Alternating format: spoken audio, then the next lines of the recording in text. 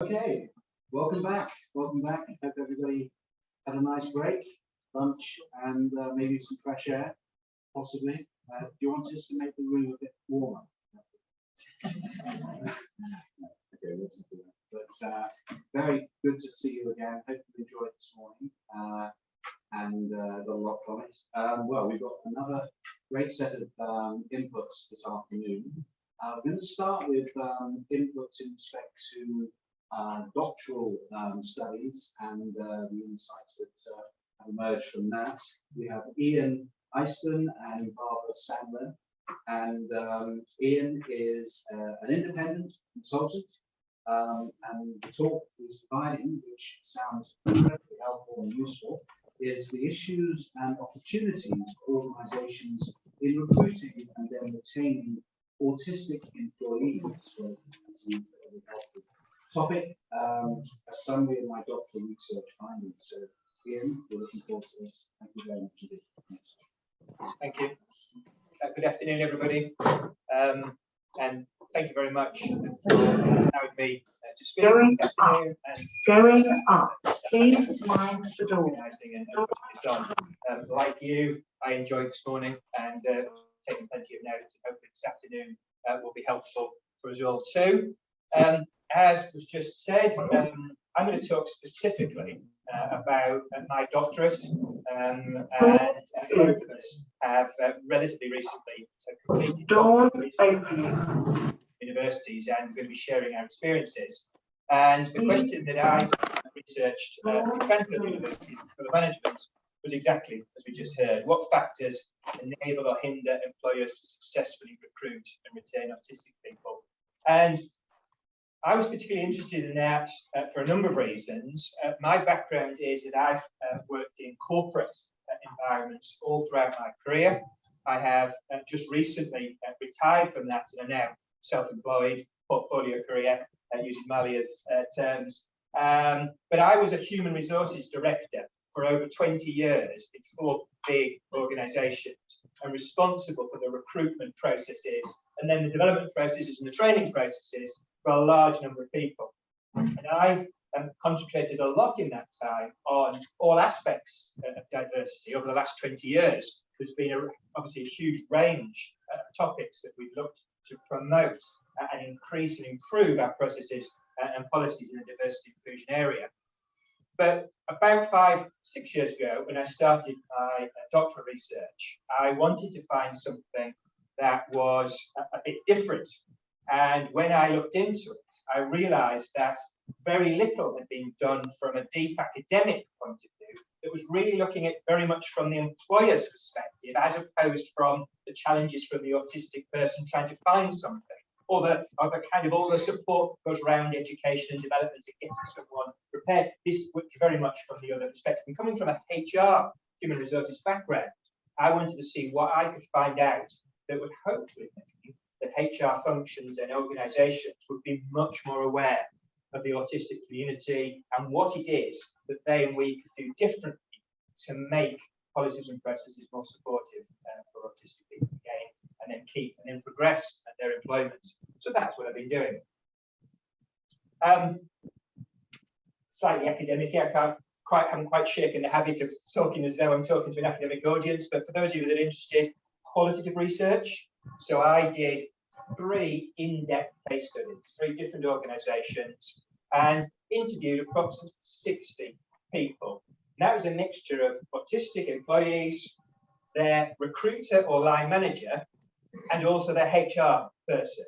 And the idea was to triangulate those 3 different perspectives to see whether when I asked the same questions, I got the same answers from the 3 people involved. How many of you think it was likely that all 3 of them had the same view about the success of their processes? Not many. No, there was a lot of different perspectives, and that's what made it really interesting.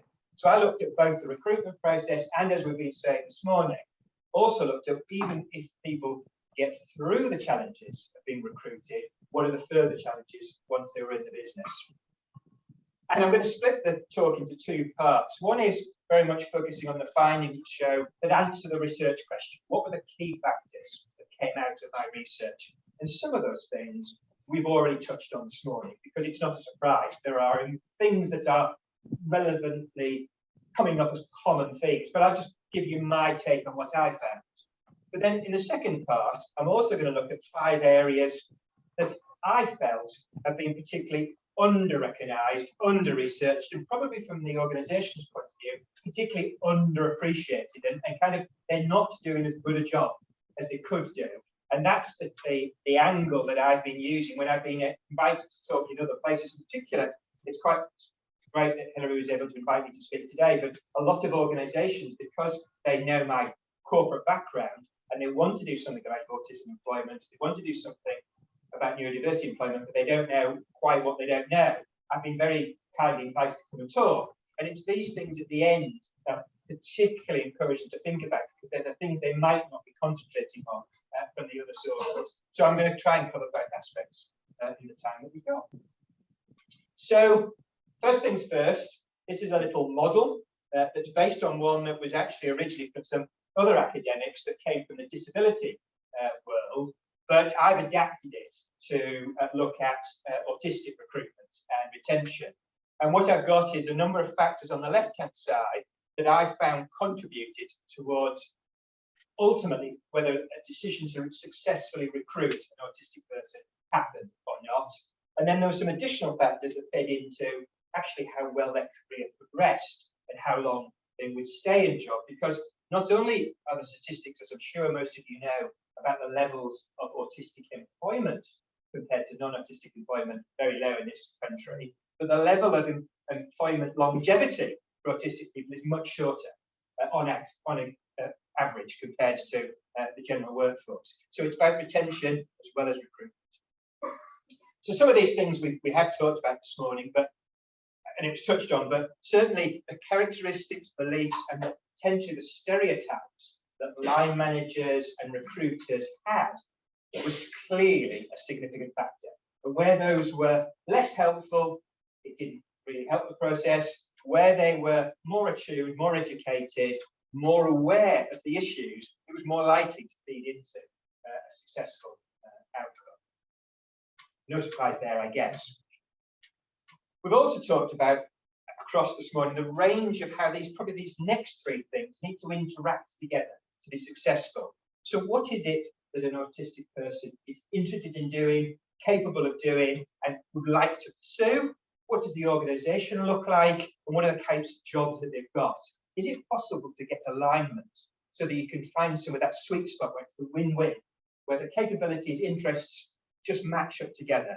And those organisations that in my research that showed ability to be open-minded and creative and think about how could they make that alignment more likely to happen, were more likely to recruit autistic people. And those that were very kind of rail track, kind of, this is my process, this is how I'm going to work, and if you don't quite fit, then sorry, it's not going to work, were much less likely to work. So getting alignment between those 3 aspects was really critical.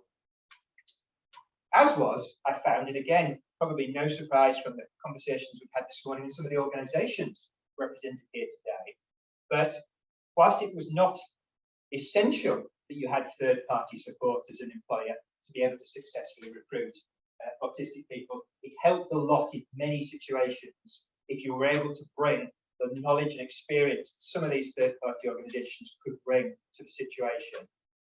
As I said at the start, many organisations are just starting on their recognition that they need to recruit autistic people, but they know they don't know what they don't know. And actually being able to fast track how they learn, one of the ways they can do that is obviously using the support of a number of third-party organisations. So I'm going to touch on a few of those on the next slide, because there's a number represented here and elsewhere that I've found have been particularly useful at fast tracking companies and organisations to be able to learn what they need to do to get better at this. And then probably the million-dollar question in terms of recruitment is the recruitment process. And I mean, literally, I could talk for half an hour, I could talk for an hour, I could probably talk all day just on that box alone, because there's so much that I've learned of the things that organisations do badly and wrong in this area. And I feel particularly guilty because for most of the 20 years when I was a HR director, I was responsible for recruitment processes that were failing on many of these things. So I think it particularly pains me to learn what I now know. Not just the interview process was kind of, we've talked about the problems with that. That's at the end of the process, but go back a few steps. The language we learn, we use when we're even talking about our organisations on our websites and in our brochures, is it inclusive enough? Does it give enough examples? Does it have advocates and allies and voices talking about the kind of people and the kind of roles that matter to autistic people? Do you use a process that assumes a neurotypical background? I think somebody said that often education can be effective. So if you have a CV process that says anybody that doesn't hit this university, hasn't done these courses, hasn't done a summer job, hasn't done scouts or guides, whatever, we'll just chuck them all away because we've got a stereotype of all the things we're looking for, you're automatically excluding people that could have fabulous opportunities for you, but you're just being very one-dimensional in your approach. And then when you actually get to the selection process yourself, do you use mechanisms that are neurodiverse friendly or neurodiverse unhelpful? Even the logistics, how easy do you make it for the person to navigate to your organisation? Do they have to go through transport logistics, which are a pain? Do you leave them with vagueness about where they're coming and what they're going to be doing when they get there? One organisation I came across had a fabulous thing whereby they sent photographs, not just a map of where their office was. It was a photograph of the building, a photograph of the reception, and a photograph of the receptionist, so that the candidates knew exactly who to look for. There was that welcoming face when they got there, compared to, I don't know what I'm doing, I really need a bit more certainty in my life. And then, of course, the selection techniques themselves. Is it a bang-on, old-fashioned, look you in the eyes and give me eye contact, one-on-one or two-on-one or three-on-one interview? Or is it a bit more flexible? Is it 6 interviews back-to-back without a break? Is it a group exercise where there's a stereotypical assumption that the extrovert is the one that's actually going to be most useful in the business, as opposed to the quieter one that sat there and actually might have the best idea, but nobody's welcoming them into the group?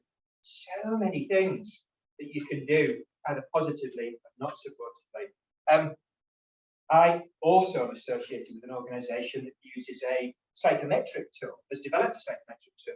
That's one of the few I've come across that isn't automatically biased against autistic people, because it doesn't make neurotypical assumptions, which so many of them do. So many recruitment processes now use online tests before you even get a chance to have an interview. That knocks a lot of autistic people out, because we're so honest in the way that we operate as autistic people. We don't play the game and look at what they're really looking for. We tell them what we really think and how we really operate. But neurotypicals don't do that. So we're automatically disadvantaged because of the processes. I actually think there's an argument that a lot of the, and this is potentially quite controversial, a lot of the online assessments that they use actually fail the Discrimination Act, and actually I think could be challenged legally. And I say to some of my corporate audiences when I'm talking, we've spent a lot of time defending gender bias cases and racial bias cases. Watch out when you start to face the autism bias cases, because some of the techniques you use, I could prove to you, are anti-autistic people in terms of the way that you operate. So beware, you don't change the way you act quickly. So there's a heap load of things you could do. Much better to find some kind of assessment that is realistic to the job. An interview, unless you're going to be maybe a TV presenter or someone like that, isn't actually a realistic assessment of the job. So give someone something to do and let them see how they do the job. One of my jobs was at Network Rail, and we had a really critical job, which was the train timetable planning, which involves looking at 3 massive computer screens and looking at somewhere between 500 and 1,000 trains that are moving at any time around the country, making sure they're not colliding to each other. Now that's a fairly important job. Nobody wants trains heading towards each other on the track. The job description said, must be a team player, very social, intercommunication skills. And when I spoke to the manager, they said, no, that's not what we want. The best people at this don't talk to anybody else, are ultra focused, don't get distracted, because we want them to concentrate on what's going on. So actually, we changed the recruitment process. So we're not going to talk to you, at least not until you've done the technical assessment. We'll give you a technical assessment. Said, can you cope with moving data? And that's what matters most. And if you pass that, then we'll perhaps start to have a more appropriate interview with. There's so many things you can do. I haven't got time to do every part of this, but once someone is recruited, it's also, again, very important the way that a manager, line manager, colleagues interacts with the autistic employee. And I'll touch on this in my second part, so I'll come back to that. But this was kind of the standard answer that I got from my research. But there, as I said, there are 5 other aspects that I want to come back to in a little bit more detail. But just before I do, number of organisations represented here today, and apologies, Care, I didn't put you on there, but I should have done. And anybody that works in this space, all of these people here, I've interacted with and provided useful services in different ways. We've talked a lot about ambitious about autism internship. Claire, ambitious is representing fabulous opportunity, particularly for organisations to dip their toe into finding out about what they need to do differently in terms of recruiting autistic people. The Ability People and Patchwork Hub are 2 recruitment organisations that are specifically focused, actually in both cases, on the wider disability recruitment, but are very attuned to helping organisations think about how you recruit any disability, including autism, much more effectively. But there's a lot of third-party support out there, and I say to organisations, if you don't know what you're doing, get some help. So, 5 things that, in particular from my research, that I encourage organisations to think about and challenge them about. First one is a big word, and sometimes I can't even pronounce it, but the heterogeneity of autism. It's the posh way of saying if you met one autistic person, you met one autistic person. But the variety of autism is so diverse in so many different ways that even employers who think they know what they're talking about have maybe been successful with some initial autistic recruitment, then get surprised when the reasonable adjustments and the approach that they've taken doesn't work for some other autistic person. And that is something that came out really strongly about from within the people that I interviewed, especially the sensory challenges. Again, I think you talked about it. I was blown away. I mean, I've got a couple of things that I find difficult, but I interviewed one gentleman who said, listening to someone in the office bite into an apple, the crunch of an apple, was as painful for him as though he'd been hit over the head with a hammer. Now he said, would you say to someone in the office, do you mind if I bash you over the head with a hammer? You wouldn't. But we don't ask, is it okay if I eat an apple in the office? Because I never thought that that could be one of the sensory issues, but for some people it is. So as a manager and a colleague, thinking about what questions am I going to ask people to find out what things they might need for us to adapt and do differently. Really, really important. Secondly, and it was in the previous slide, manager support is critical, and it works in 2 ways. The more helpful the manager is, the better, the more creative they are, because often what I found in my research was they were having to challenge the organisational processes, policies, and where they wanted to be supported and wanted to provide reasonable adjustments, sometimes they were thwarted, often by the HR department, which is kind of ironic given the circumstances, but maybe because they needed budget to afford some changes. Or again, the classic, I used to be responsible as HR for facilities, but the amount of open plan offices that are totally designed in the wrong way, and then when you want to say retrospectively, I need to make this change, I need quiet space, I need to do this, really painful. But the other thing I found was, within the research, the managers were very, very disappointed with their employer for not providing them with more training, more guidance. So when I'm talking to a corporate audience, I always say, you must educate your managers much more than you currently do, because many of them are going on to Google and trying to find out as a manager what words they can use, what language they're allowed to use, what's appropriate, what's not appropriate. And finally, a number of managers were saying their levels of stress and their own mental health was being affected because they were having to try and support the autistic individual against an organisation that didn't understand their needs. And they felt caught in the middle. So many organisations are talking about really wanting to understand mental health issues in their organisation. Well, actually, there's a contributory factor. If you've got managers who are trying to do the right thing for autistic people, you need to support them, or else you're making things worse. Third of the 5, the intersectionality challenge for autistic women, for those women that I interviewed, again, was one of those things that is talked about. But until I'd interviewed women, and they told me the level of energy that they found that they'd expended trying to fit in, sometimes almost unintentionally. But because women typically, against a stereotype, are particularly better at masking and camouflaging the workplace, quite often they're not noticed and not given the same level of support if managers aren't quite got their radar going and they're not attuned.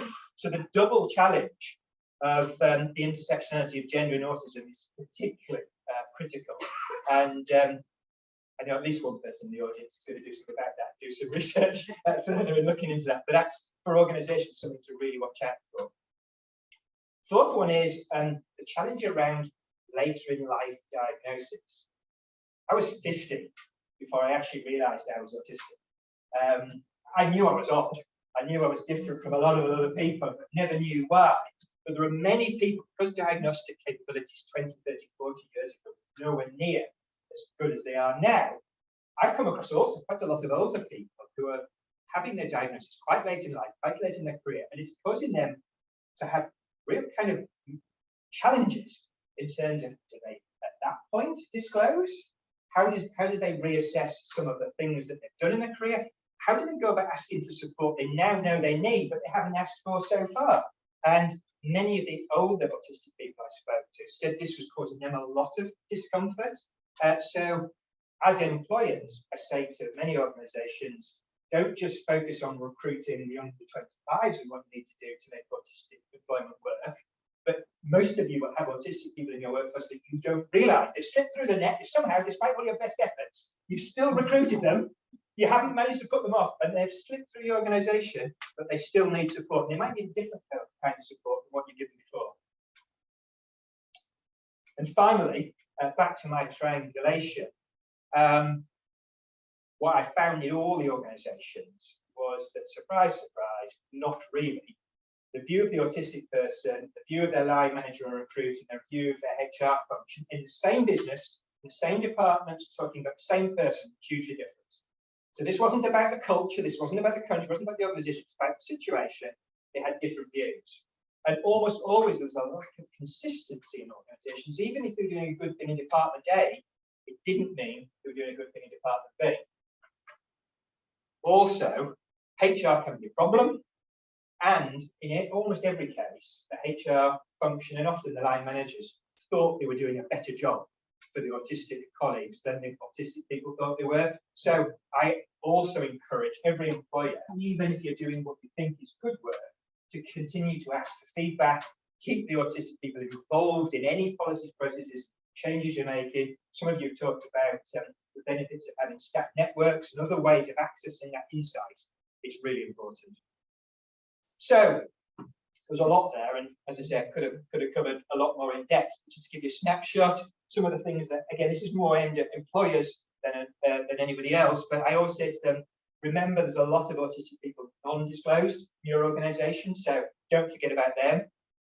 Definitely remember the challenge I said to you about intersectionality. Don't think this is a male-only problem. Be aware that your line managers, even the ones that are trying to be the most supportive, the most creative, actually are having the biggest challenges. So you need to find ways to train them, educate them, and support them. And personal one, the sensory issues. Don't just go with the stereotypes. The range and complexity. I think for a long time, I think me and a lot of other people, I think the use of the phrase autism spectrum kind of conjures up a linear left to right, from soft to hard, easy to difficult. I now think of it at least as a Rubik's Cube, if not multidimensional. But if you think of a Rubik's Cube that's got sensory and communications and organizational skills, and then twizzle a Rubik's Cube a few times, how many different combinations of autistic people have you got? Billions. And I say to employers, if you want to be a good employer and really inclusive, you need to think about how you can accommodate all those differences.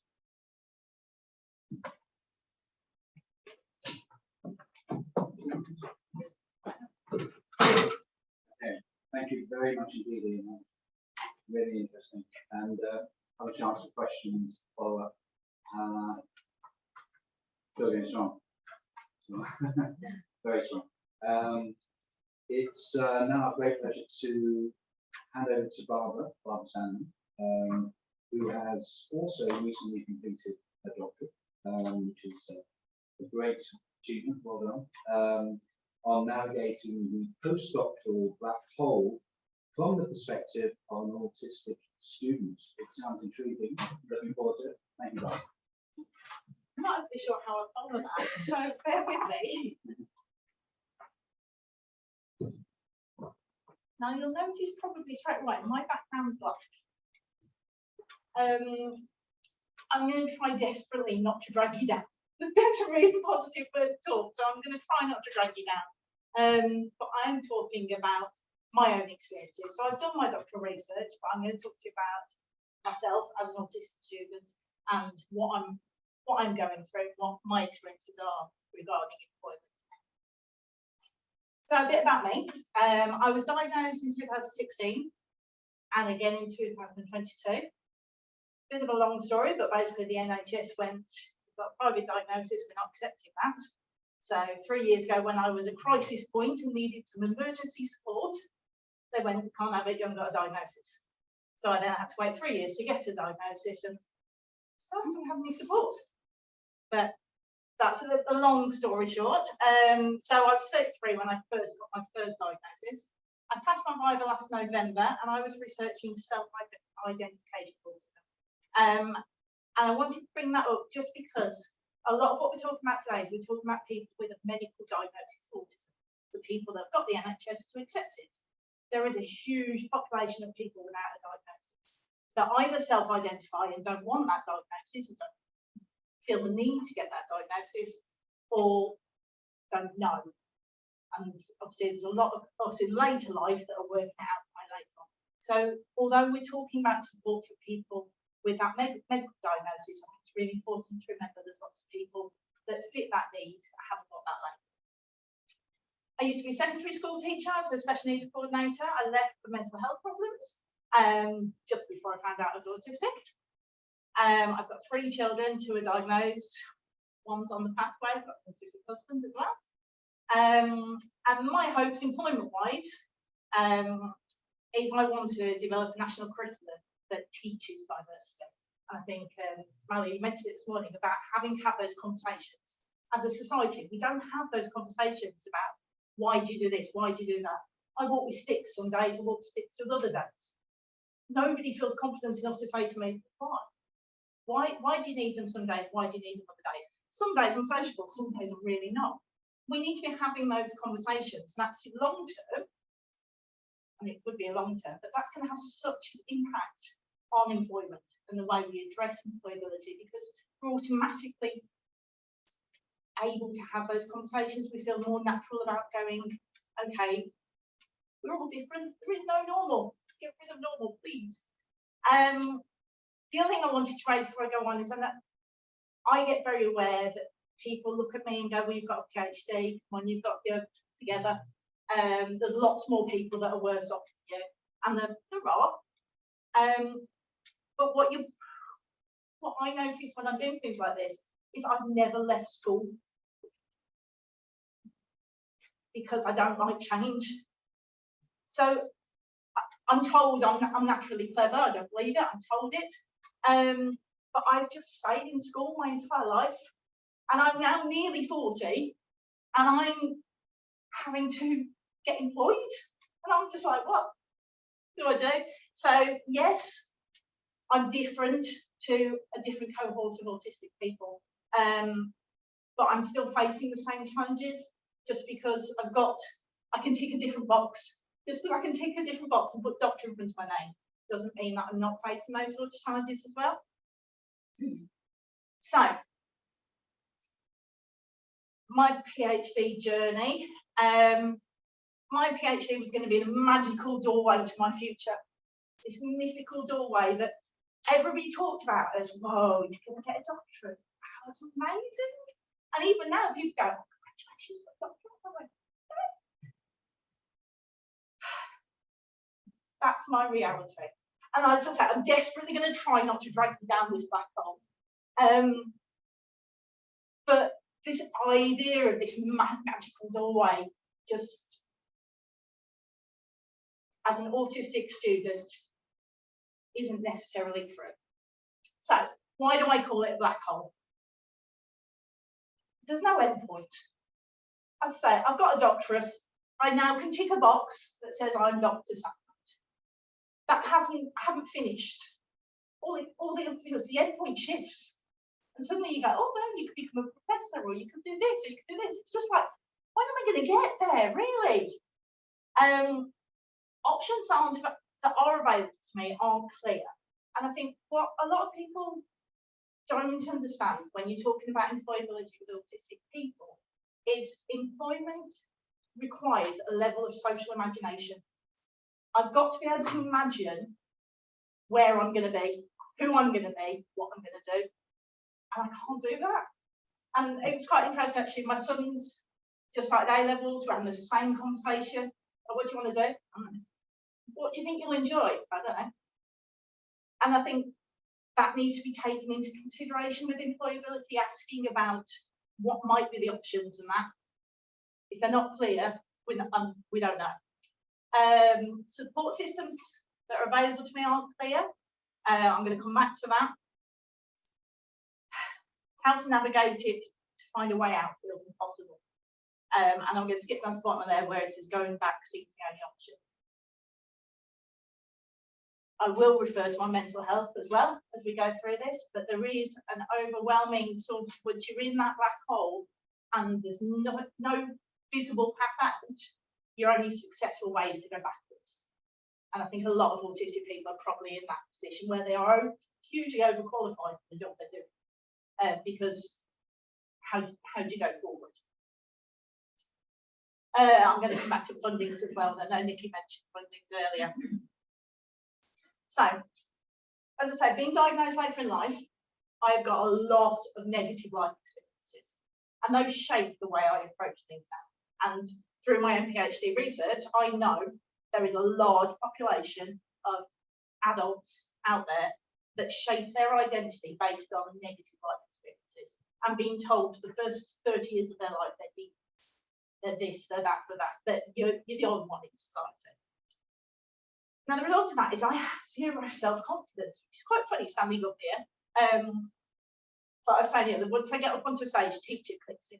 My teacher mask comes on, and that's it, it's teacher Sandland here, and then I'll go back to Barbara Sandland afterwards. But I don't have any self-confidence, so I really struggle to do things independently. If I want to send a letter, I'll go to someone, you read that first before I send it. If I'm going to ask somebody something, I'll go, do you think it's okay to ask them that? I need that constant reassurance. Now, my PhD was brilliant for that, because anyone that does postgraduate qualifications, you have either one or two supervisors, which are people in academia. You have to meet them every month. It's a requirement. You have to speak to them. You have to talk about how you're doing. It was brilliant, because these people, my first supervisor I had for my master's and my PhD, so she really got to know me. And I had to talk to them. I didn't have to initiate a conversation. I didn't have to find a way to start a struggling conversation. It was always there. And actually, if my son was school refusing, we talked about that. If my mental health was struggling, we talked about that for a bit. If I couldn't find a book I was after, we talked about that for a bit. But that support structure was brilliant. As soon as you do your Viva, that stops. Dead. So I lost my student access to the university 2 weeks after my Viva. So you go from this lovely support system to nothing. And I miss that. I do. I'll be fair, there may be support systems out there.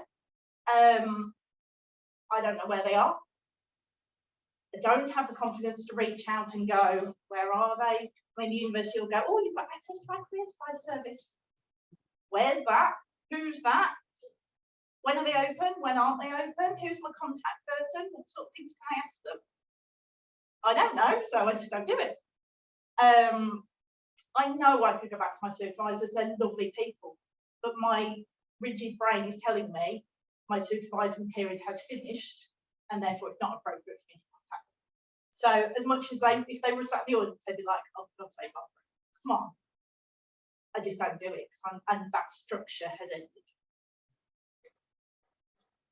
Funding options in academia are a nightmare. I was told to apply for a postdoctoral fellowship.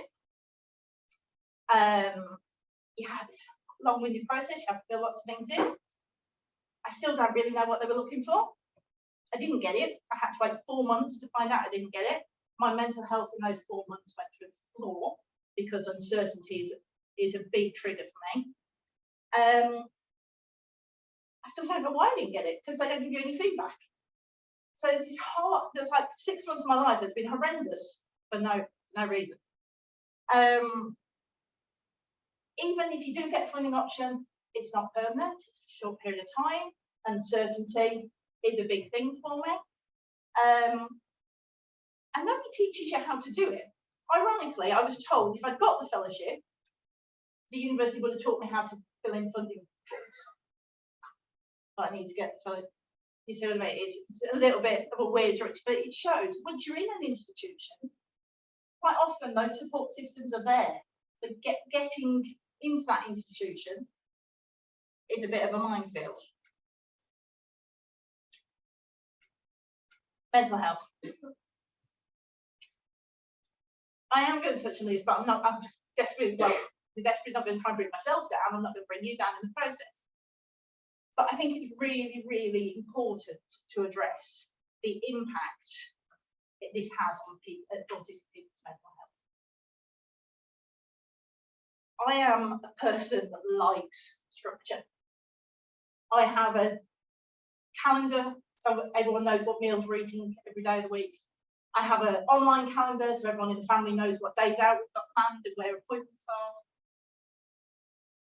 are. I timetable the whole summer holidays. I'm a really, really anal person. So to go from, especially for me, in the PhD structure, to go from a really tight structure where you've got timelines, you've got deadlines, you've got a routine, you've got a structure, to nothing. No structure, no certainty, no movement forward. And that's a really, really scary place to be in.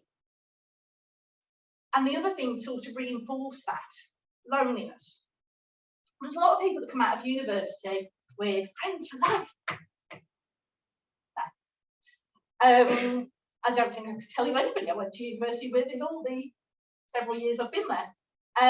So I don't have anybody in a social circle that I could bounce ideas off or get support with, or sort of go, well, how are you doing it? So maybe I can follow you. You know the answers.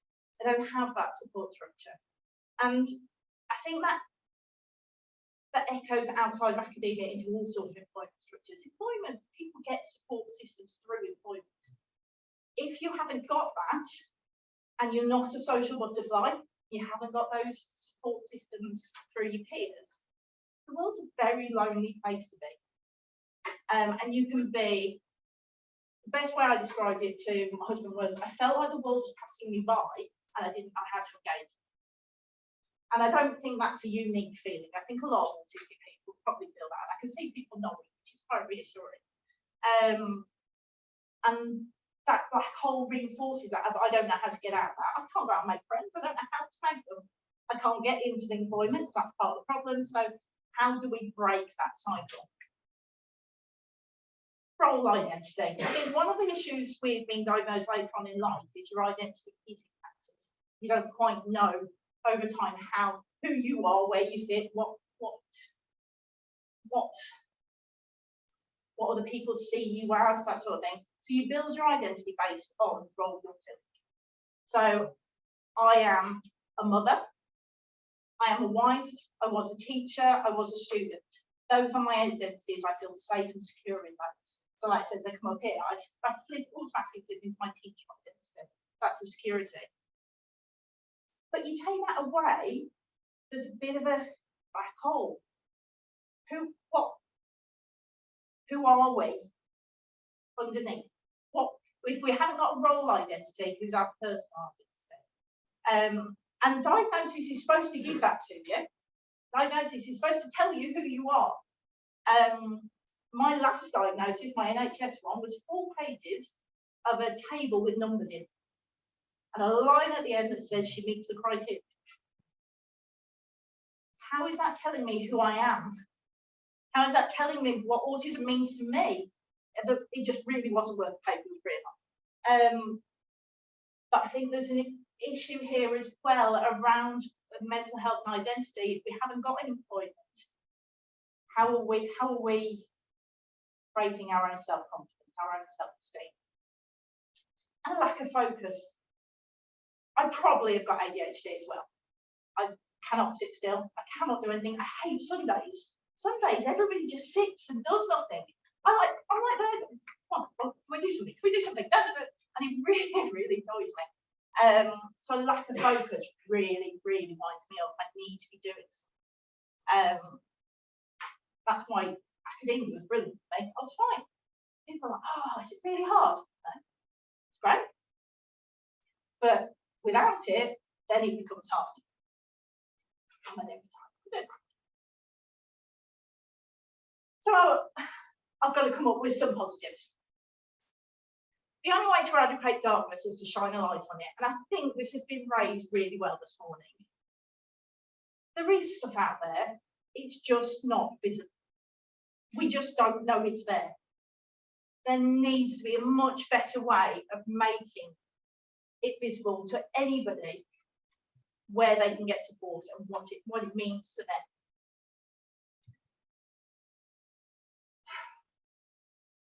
Where to find them, what they are, who's going to help me with them, that sort of thing. Post-PhD careers need to be part of the PhD journey, so that's more of an academic focus. I think my supervisor said, like, they didn't want to start talking about the Viva, which is the last bit of the exam of the PhD, until the end, because they didn't want to worry me about that.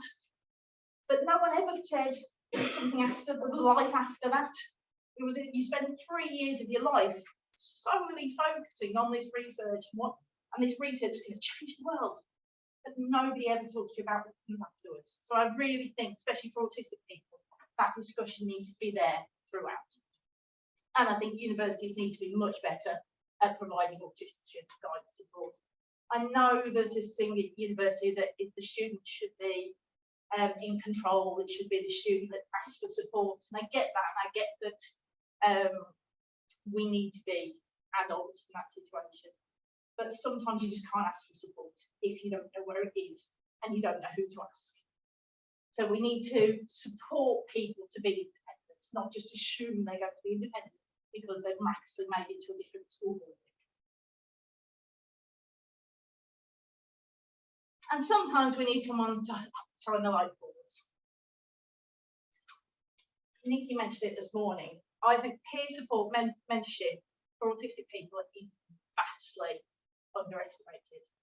I get people contacting me through Twitter that don't know me, asking me to be their mentor because I happen to have on my profile that I'm an autistic student. They are desperately seeking mentorship.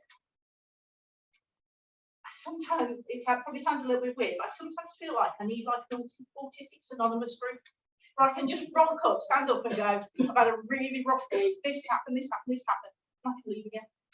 Don't have to have a conversation about it, don't have to sort of unpick it. But being autistic can be quite a lonely life. We really, really need to look at how we bridge that gap and how we help people move forward. Because it's all very well having supportive employers and this structure and that structure, which, don't get me wrong, is perfect. But unless that person has the self-confidence to believe they can do that job, you're never going to get to them through the door anyway. And from a very academic focus, support should be given after the PhD.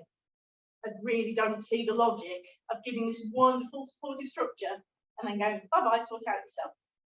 There really should be a little bit of a bridging gap where they go, okay, what are you going to do? Where do you know who to contact? Do you want me to give you an email address of someone to contact you? I'm not after them to go and get me the job, but I think some sort of bridging gap would be a little bit helpful. And I think that's me. I'll give you that. Really thought-provoking. And that's another big input. So before that, let's see what questions there may be. Thank you.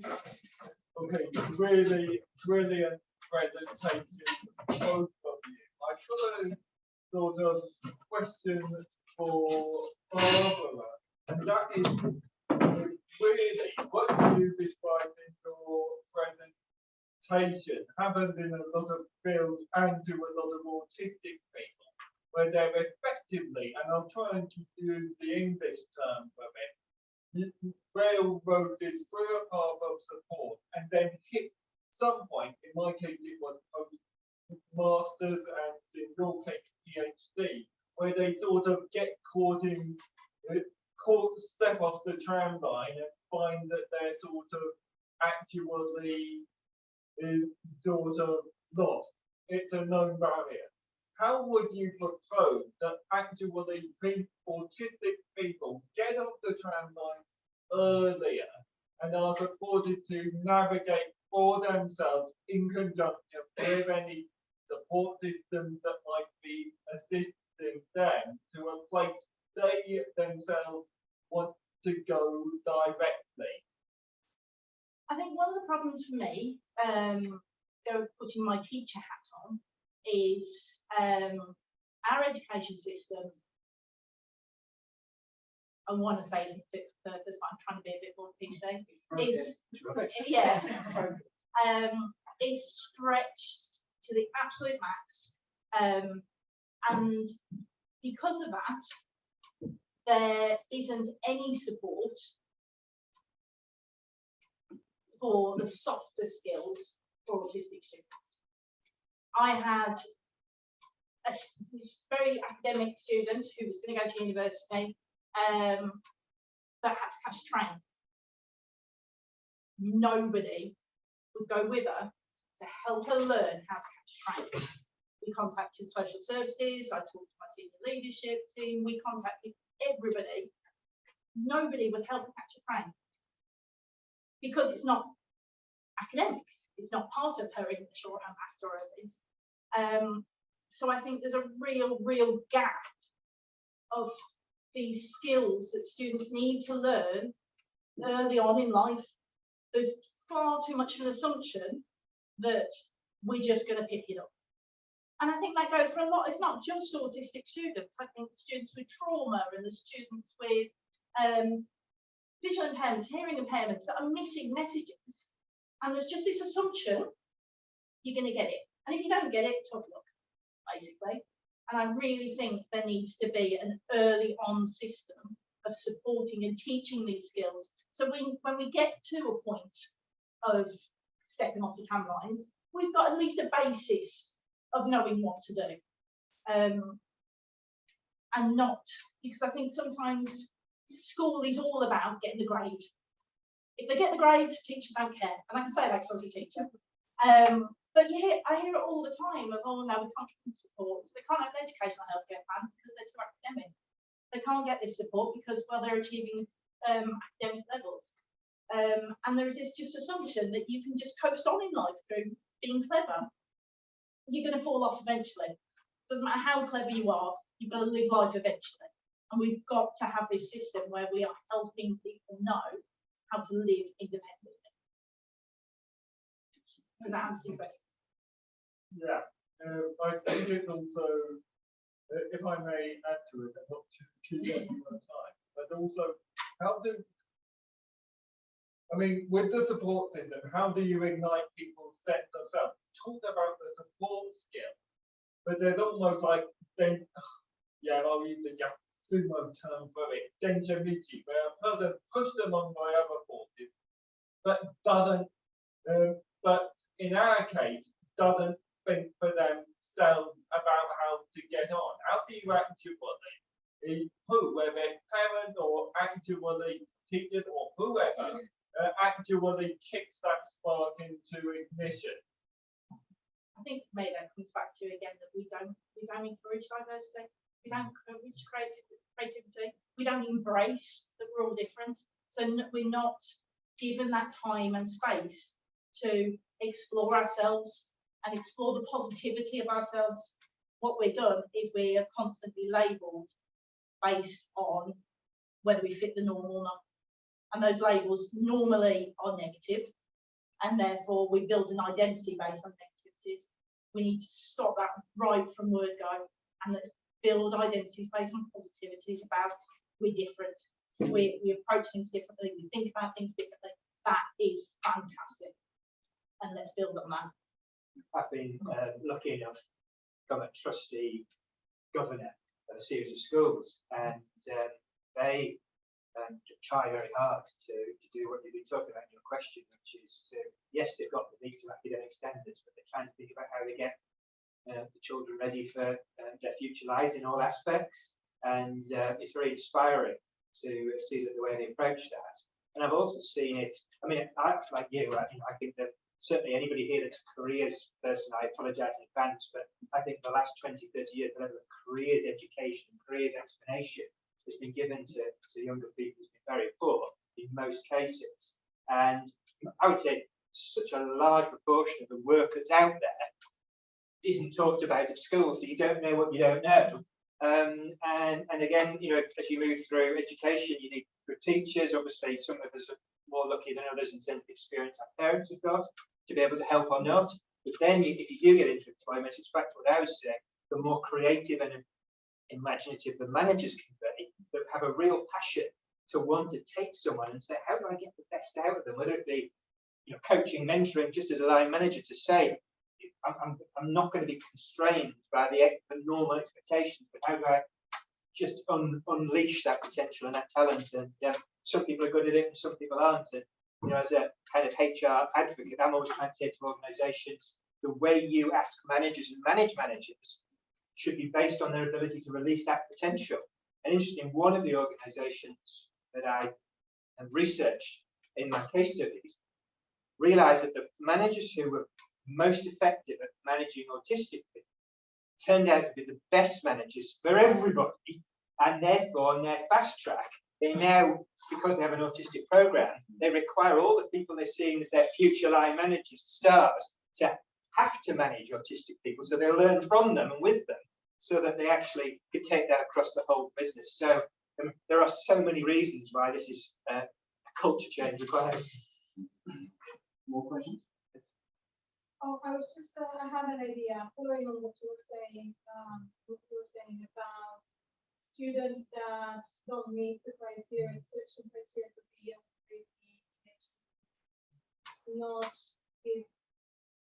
it's legislation again that we need, is the boundary moved to the right position to identify an individual that, regardless of their IQ, they still need X, Y, Z support. So there's legislation that can speak for those.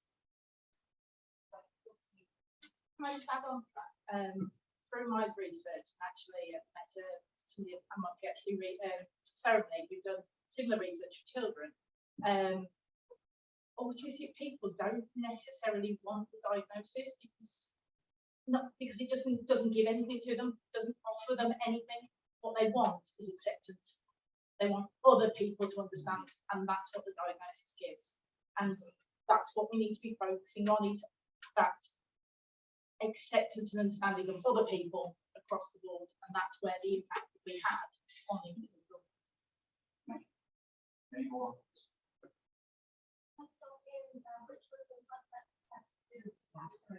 I'm a careers person, so I have to be a bit careful because I work sometimes for them, so I don't want to make it sound like I'm kind of commercially promoting it. It's called the Cambridge Code. I was talking to Hilbert beforehand. It's so many, if not all, the other assessment tools have neurotypical assumptions built into them, and because they do, as well as having gender assumptions built in them as well, by the way, because most of them would say about white middle-aged men that were autistic, but most of them are very discriminatory against autistic people, and the Cambridge Code isn't.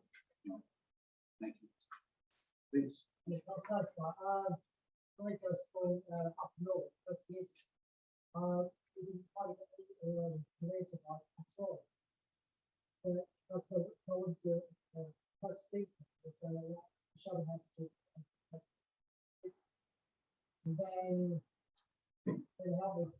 for the graduate and also for this other college. And then one of the important college is probably we have an activity. And it was chopping off, and since the last 6 years, it's probably no man. It feels a bit like almost bringing two of the conversations together. Sort of, I like Barbara's idea about we kind of need a way that provides that level of education and knowledge for autistic people as to what they can do in certain stages. And we were talking this morning about the levels of support that exist in different organisations in different parts of the country, but it's not really joined up. We almost need a facility to join them up that also incorporates that kind of what do I do now? What's out there? If you don't know what you don't know, where do you go to answer those questions? But again, it's as you say, I've got the benefit of age, having been doing diversity and inclusion for the last 30 years. I've gone through a kind of the process you go through. Firstly, it was for gender, and then racial, and then sexual orientation. You go through a phase where almost nobody knows what they're talking about, and then you start to share things, and eventually best practice gets shared, and you get better as organisations, and hopefully you start to know what you're talking about. Unfortunately, with autism and neurodiversity, we're still at that cusp where a lot of organisations don't know what they don't know, so we've still got a long way to go for people to be educated. Also, about even courses, about some college. For many years, and I just think the careers about, and then you just use it in that college. So when I finished the making, And I guess, and I'm not a teacher, an educator, but I guess one of the challenges I see as a ex-HR director, an ex-recruit, someone that's dealing with people coming out of education, one of the challenges is that many of the people that were teachers and educators and careers people had left education or the workplace 10, 20, 30 years ago. So their knowledge that they had that they could impart on their students was out of date compared to what employers are now looking for and the kind of approaches and cultures and skills and that. So we need mechanisms that somehow make it very up to date in terms of the information and the guidance that we give to autistic people, whether they are doing GCSEs or coming out of PhDs. It needs to be up to date information, not something that's out of date. Just from a very personal experience, foundation years are really important to students. My daughter is actually quite academic, but a school refused by the end of GCSEs, school refused my levels, just couldn't cope with it. And nobody was teaching her these skills. So we dropped A levels and she went into a foundation year. And that foundation year is just academic skills. They teach them how to write assignments, they teach them how to work as a group, they teach them what workshop. So by the time you get onto your degree level, somebody has taught you all these things that we're expected to know. And I don't think foundation years are talked about enough for their value. Thank you. Just squeezing one last question. Thank you very much for your presentation and for that whole concept. It really resonated with me when I finished my MA degree and being like having lived under that umbrella of certainty and security, and then losing, having that loss and being kind of thrown into the unknown, where basically it comes down to the ability to get yourself out there and also to pull people over, which I fail horribly at. I guess my question is, so if you are on a contract or what yourself afterwards into a contract basis that, and the expiry date at the end of the contract is about 2 months to close, and you're at that point. So at the moment I have my line managers and my kind of supportive environment, but I'm at the stage where I need to kind of get the gears grinding and get moving to kind of like my next placement by the end of September. So what would your advice be, like where to start or how to get that? Because I really don't. I think within academia or like within this kind of common vision, like get these marks, get these exams, get this dissertation finished by this deadline without thinking of the kind of, or this kind of. I wasn't even this planning on like what to do after this afterwards. So at the moment it's kind of like we need to get kind of get it. So yeah, now I'm like very much supported I'm not sure I'm going to be able to give you a huge amount of support. I'm probably that sort of point where I sit in the corner rocking and sort of gone in shut down a little bit. I don't know. It's one of the questions actually I was going to ask Malia earlier about how she gets herself out there and how she finds these things. Twitter and LinkedIn seem really good for seeing what people are saying, but I haven't worked it out yet, so I can't actually give you an answer. I can say, think of yourself as being in the middle of a spider's web, and think of all the interactions that you're currently having. And thinking, could I progress down any of those threads? So, could you extend the current placement? So, ask your current line manager whether they would take for longer. And if not, are there other people that you've touched that might be able to do? Ask, is there anybody that does anything that's similar to what you've been doing that you could extend to that? And kind of, you know, how the spider's web has like the spiral coming out of all the different ideas. Just sort of think every single aspect of what you're doing. Is there a possibility of something that could go? And it might come up with a suggestion. Oh, I hadn't thought of that, but it might be a possibility. We'll have to close down. So sorry. Thank you very, very much indeed. Thank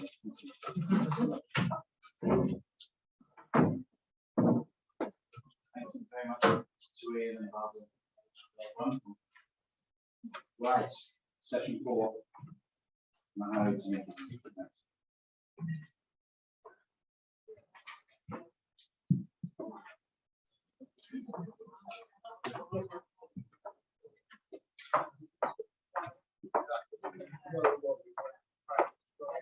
We're going to start the next session in 5 minutes, so everybody gets a chance to have a comfort break if you want a comfort break. But of course, go in and out anyway. Don't feel inhibited about having one. We'll start at 8 minutes.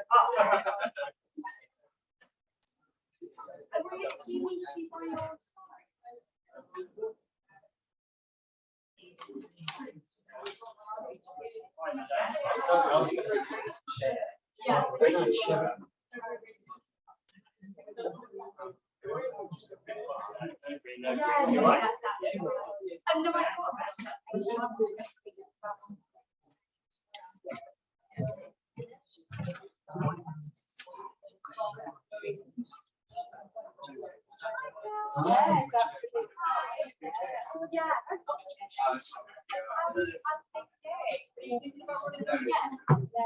Yeah. I'd be interested.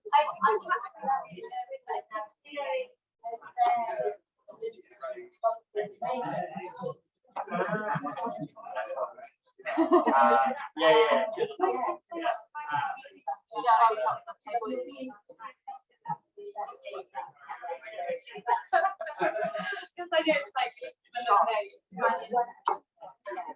I did I've done presentations at work on autism in the workplace, like how managers can help.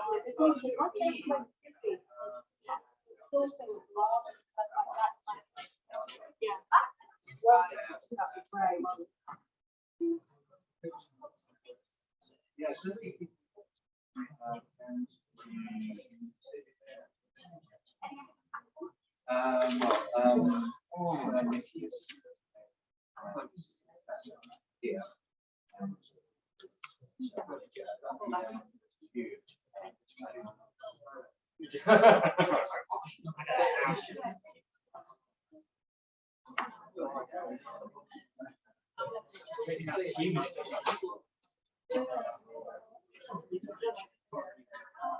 Oh, sorry.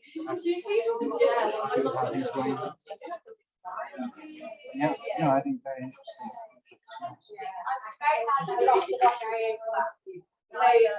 Yes. Oh, really? Yeah. Oh, I mean, you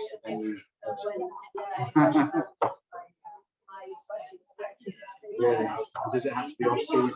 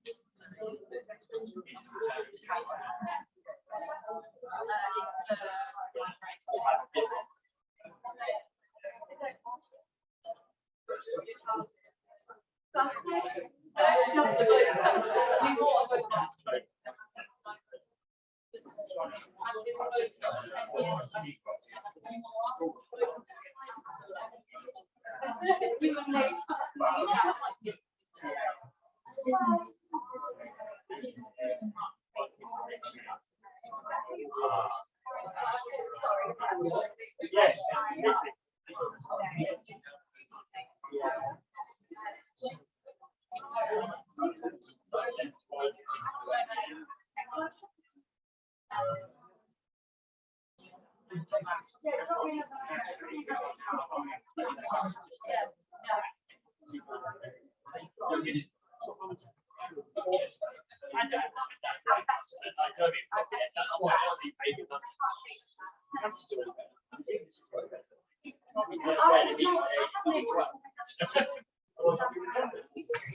I think we better make a start.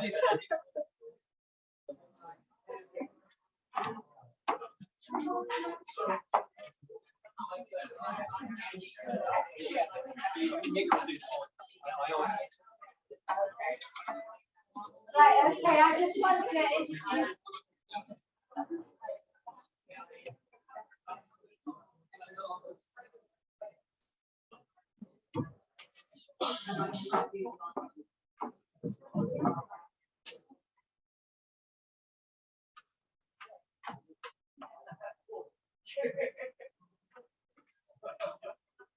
Ratchet up the pressure. Okay, the lights are dim. Just the technique to make everybody sit down.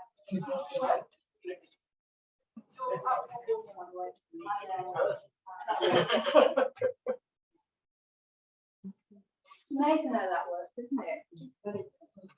So I'm just going to introduce our final session of two speakers. I'll introduce the speakers both together so you can follow up from each other. That will be really good. And after that, we'll have as many of the panel that are still here up on the stage so we can have a real free-for-all questions and answers. I think it's been great so far. I'll take the questions at the end of the two presentations. And what I will do is I'll prioritise people who haven't asked questions yet.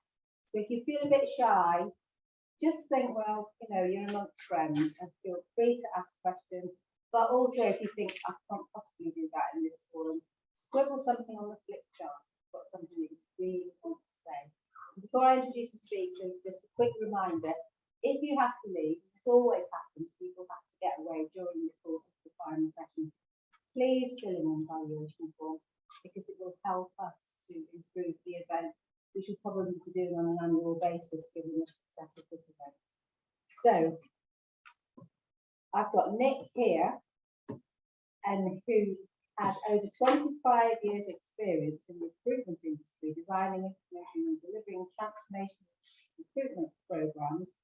Currently, he's the Chief Operating Officer of, what's your place called? I've got, what does it stand for? Shared Services Connected Limited. Shared Services Connected Limited. Thank you. We've already learned we've got to be careful with acronyms, as we should. This team places approximately 50,000 staff per annum into predominantly public service roles. He's worked in social enterprise sector, helping employers improve outcomes for autistic talents. He has a wealth of experience of the recruitment landscape. And I've got Katie. I'm trying to do my alphabet here. So that's on the second page. Yeah. And Katie, her title is What It Means to Be Autistic in a Non-Autistic World. She's a second-year project delivery fast streamer based in the civil service. So this is really building on what Phil was talking about earlier. In the first year, she co-chaired the Fast Stream Disability Network after experiencing some challenges with a line manager, set up and founded the Fast Stream Autism Spectrum Network. I won't give you any more details because I'm sure Katie's going to do that herself. So we've got another two absolutely brilliant speakers. So I'm going to get off the stage and let them get on with it. And then we'll come to you for questions. So thank you in your own time. Has someone got a Oh, there is a clicker. Yeah, there is.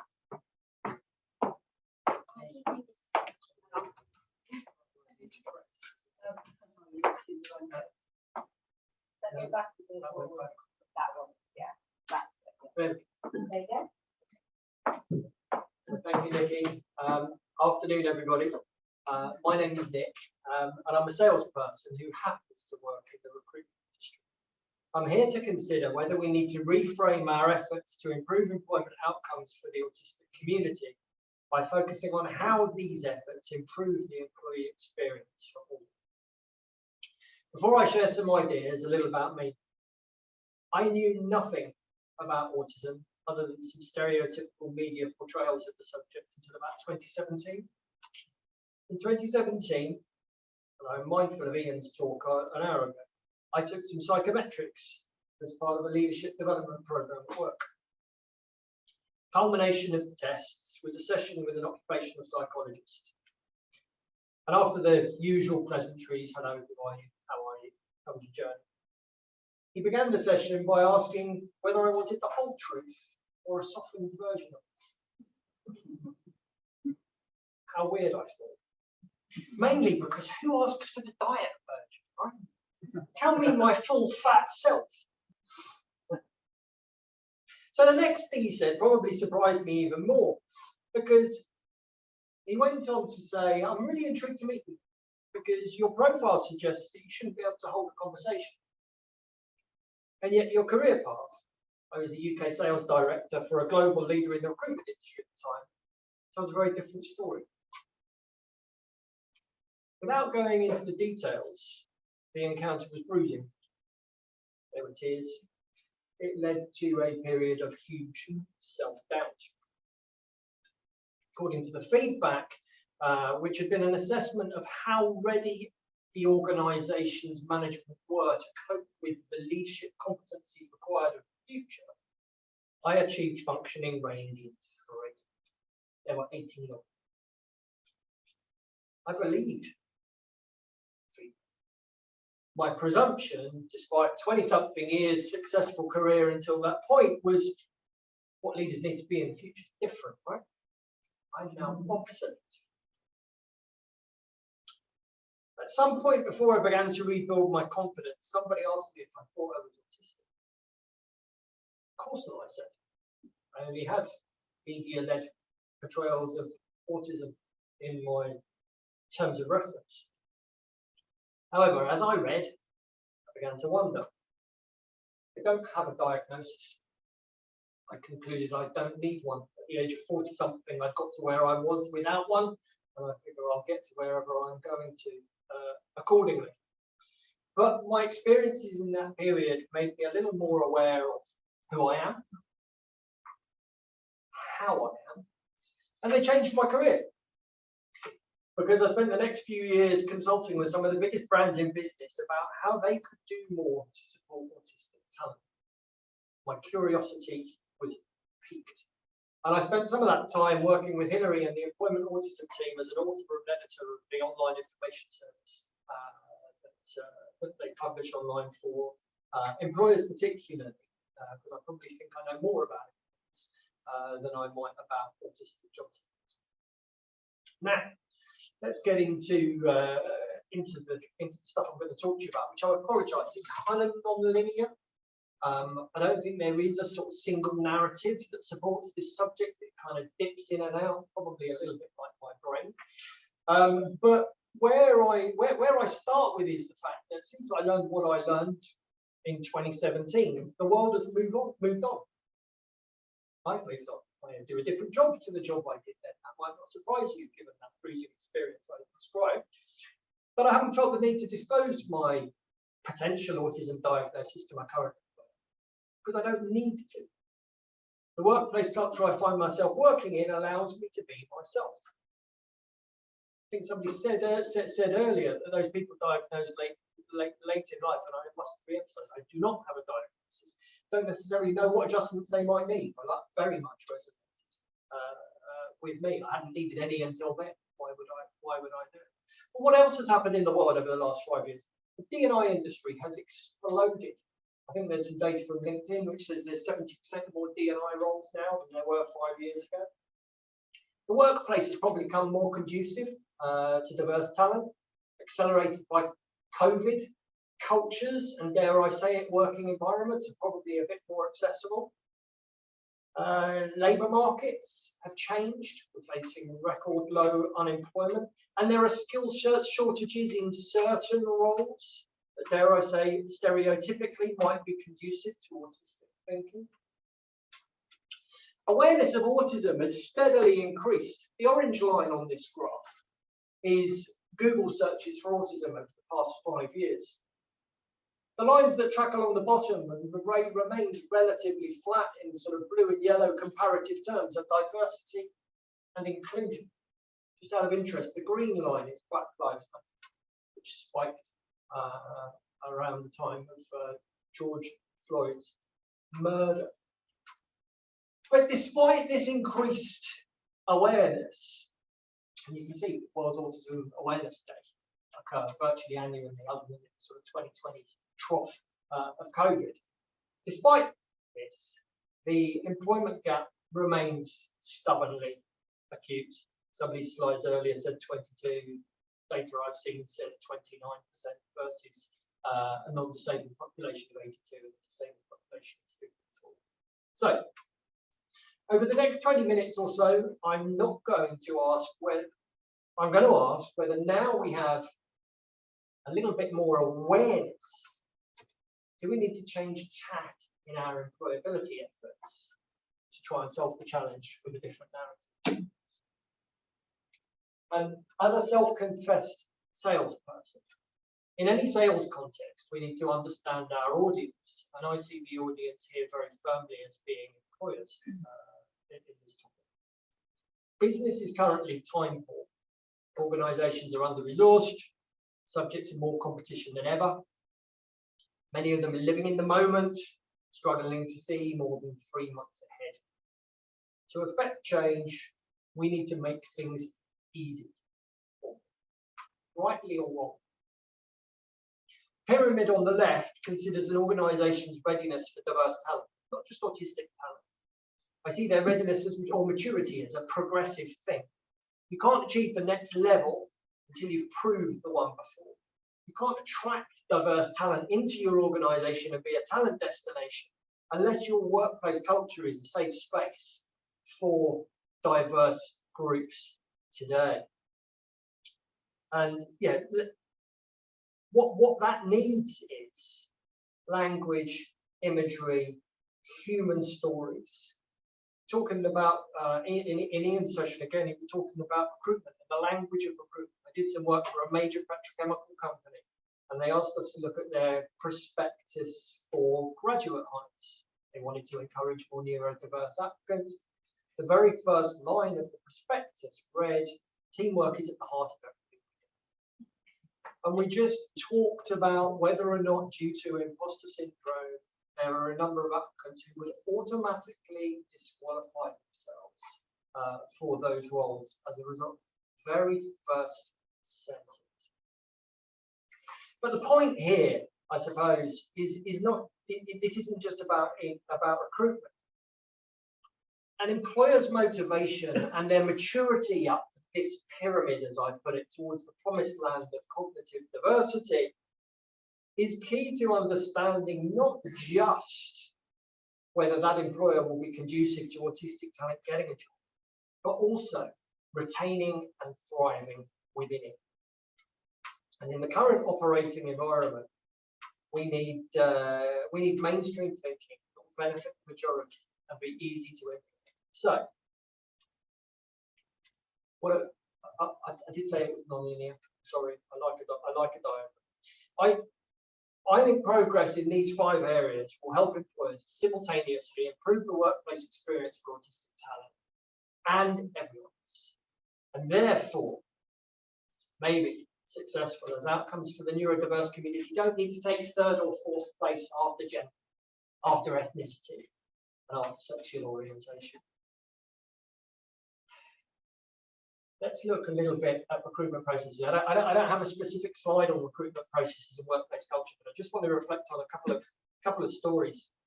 And I'm a firm believer that recruitment processes should be designed to help applicants to perform at their best. And if that's the case, then I think there's probably some case for hope in this space. Certainly amongst the largest employers, for example, the civil service, who we've heard about today, recruitment is increasingly becoming a science rather than an art. Organisations are looking for evidence rather than gut feeling and or someone who will fit in here or be a little bit like them. When I was working in this field, 2017, 2018, I was lobbying hard for alternatives to interviews. And I had some success with some employers, but I wonder if it may be too difficult, too big a change. So if interviews are a necessary evil, how can we make them better? I spoke with a venture capitalist organisation about the benefits of offering candidates questions in advance. And they kind of, looked a bit uncomfortable at this idea, and they said, don't we need to see how applicants are going to perform in amongst the muck and bullets?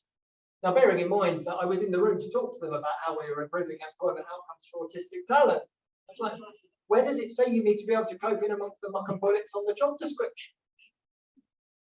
And even if you do, would this be the right environment for you for the autistic talent that you're seeking to recruit?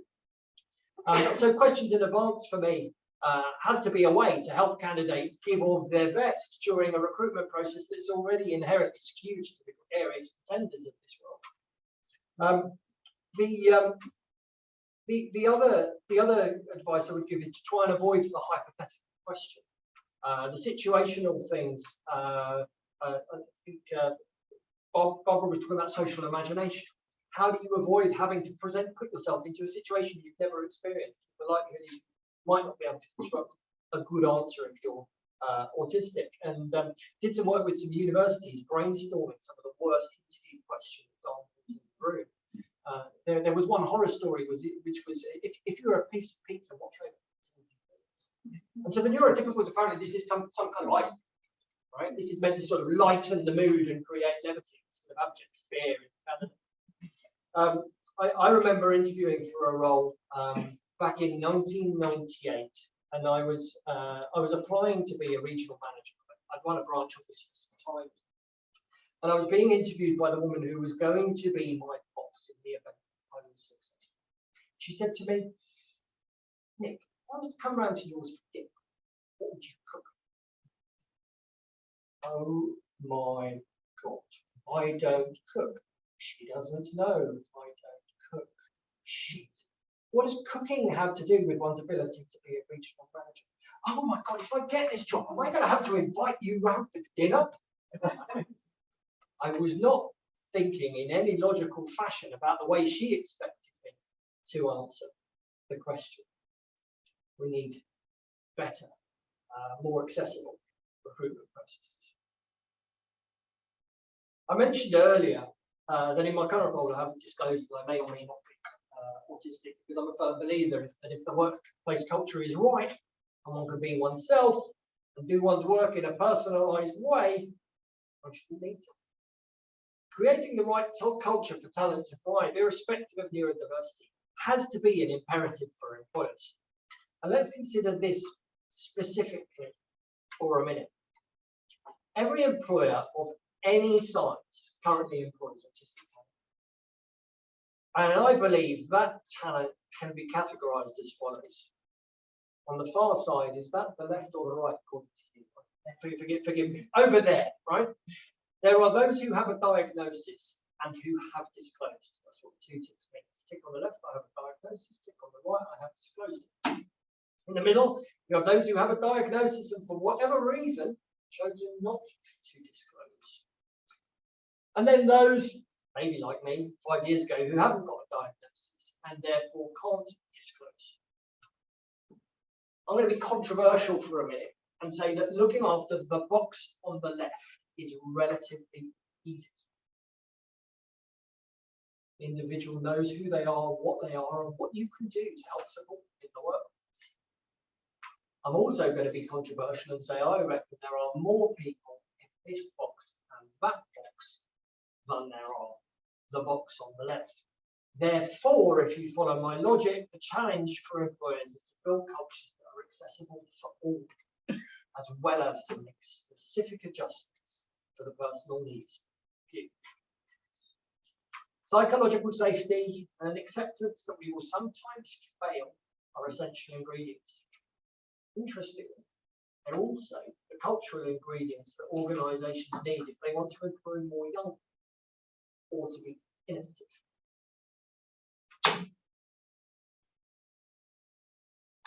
I'm convinced one of the barriers we would create for autistic talent is that we design our roles to be too broad. Everybody is expected to be at least average at everything. God, who wants to be average? Only 3 or 4 years ago, one of the big 4 accounting firms had identified 13 competencies as being critical to their future success. 13 things as sort of senior folk they needed to display. And when assessing candidates for partner level roles, they had to demonstrate they were at least silver in 13 of them. Is that possible? Or is that rewarding what I referred to earlier as those gregarious pretenders, sort of stuff who are perhaps in denial about their own personal strengths and weaknesses? This is a little picture that I love, partly because it took so bloody long to work out how to do it in PowerPoint. What it's trying to say is there are lots of different things we need to do in work and or in life, and we are good and bad at some of them. Everybody, neurotypical, neurodiverse, has strengths, they have weaknesses. And if you're neurotypical, you'll be able to identify what you're good at, what you're bad at, and you'll probably know that your mother and your father, your partner, dare I say it, your boss, might also be able to say what you are good at and what you are bad at. There are probably lots of different neurodivergent lines on this graph. Okay, in fact, there'll be some lines where there's just a complete gap, or there's a gap for a period in time. And I pretend to be an academic. This is purely for illustrative purposes. This orange line. But what it draws me to think is if we can design roles that are a little narrower, and ask somebody to do a role from here to here, my goodness, they might be able to outperform their neurotypical counterparts. But, and this is the point, designing the role to suit the individual above the line is important, but we equally need to design the team below the line to support these marked areas of challenge. And we have to acknowledge that there is challenge, and we have to acknowledge that people find certain things difficult, because if you experience challenge in the workplace, it's essential to know that your leaders do too.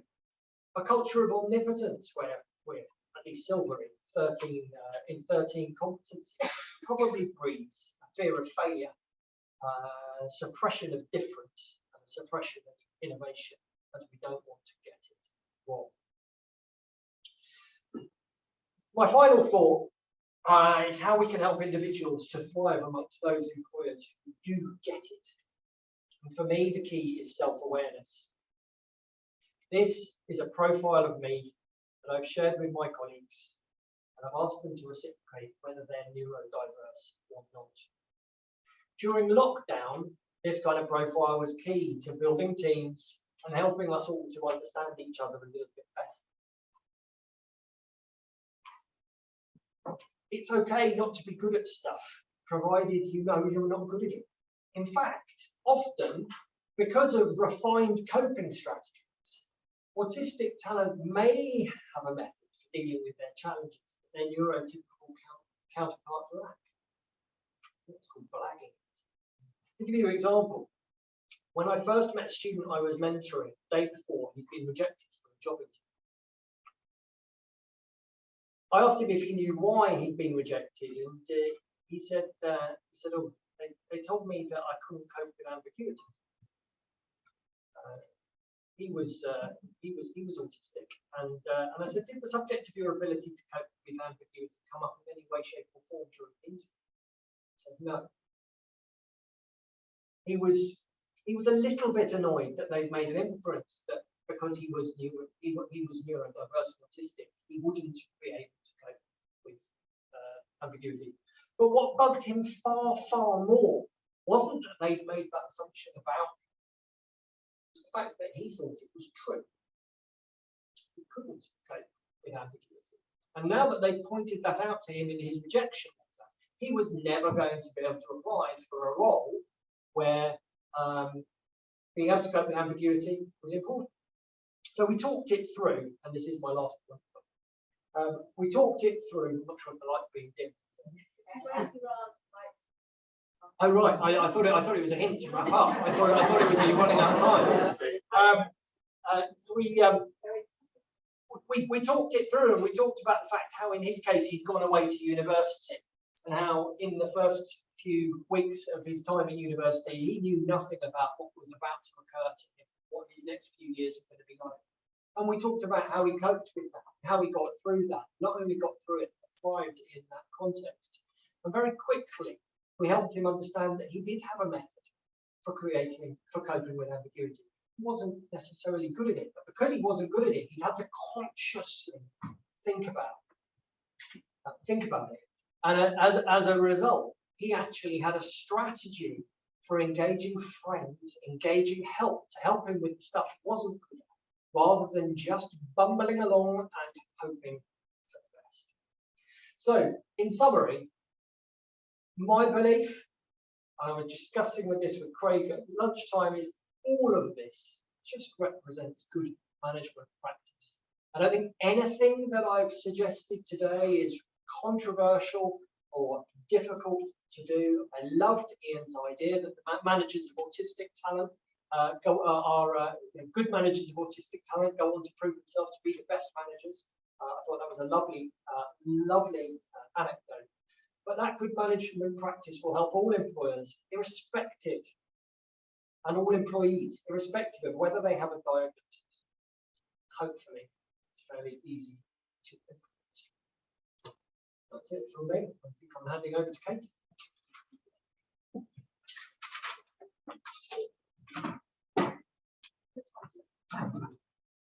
Lovely. Right, I haven't got pen and paper. I've got a laptop. My generation does not believe it. Hello everybody, and thank you for having me. Thanks Phil for inviting me. I'm going to try not to bore you too long because you've been sat here all day and I know you're very tired. So hello everyone, I'm autistic. I was diagnosed with 16 after a long battle with mental health, and I'm second year project delivery fostering and based in service. I set up and chair the fostering inspection network, as mentioned, after a challenging time where a line manager unfortunately didn't understand the workplace just need. Today, you would have a lot of people talking about how you can support autistic people in the workplace, into the workplace. So I thought I'd bring it back to what does it mean to be autistic for me, and what does it mean to be autistic in the network that I'm part of. So autism is a neurodevelopmental condition. It's not an illness that can't be cured, and it primarily impacts communication, routine, sensory, and social skills. Autism is a disability, and it's covered by the Equality 2010 Act. And it's A, because it's a physical mental impairment, which B, has a substantial and long-term effect on the person's ability to carry out normal day-to-day activities. And this will vary depending on person to person, because ultimately autism is a spectrum. So what do we mean when we talk about autism spectrum? So often you hear diagnosis of autism spectrum condition, autism spectrum disorder, Asperger's, which is now no longer a diagnosis. It all means the same thing. And while we may have some common traits, autistic people are all different and have strengths and challenges in different areas. And what we find is functioning labels such as high functioning or low functioning, only a little or very autistic, are now outdated terms that often misrepresent what it means to be autistic today, and often based on a linear scale.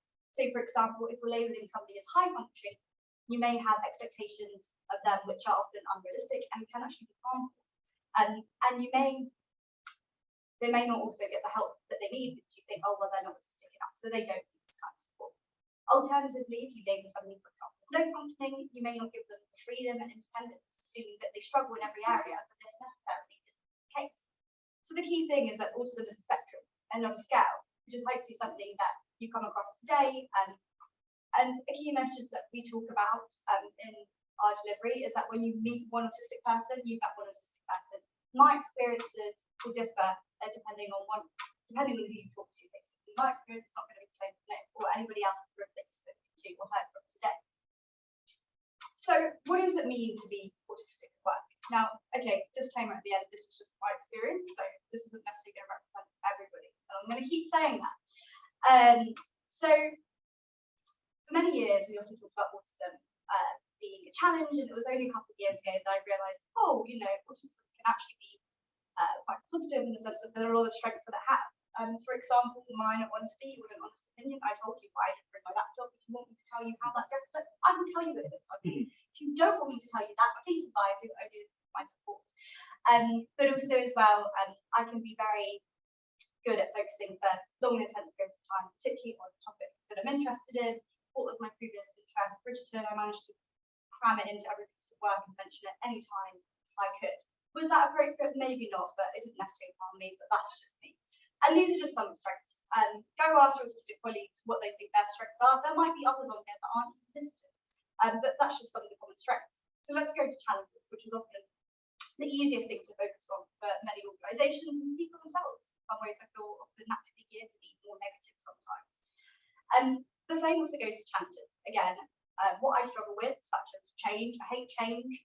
This could be something as big or as small as train cancellation, or it could be something such as, I don't know, return back to the office places, back to change. It's quite a big change. I've been like at home for a very long time, and now you're asking me to change my whole sensory routine processes.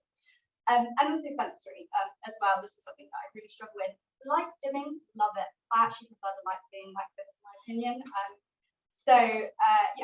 But these are just a list of some of the common challenges that some autistic people may have.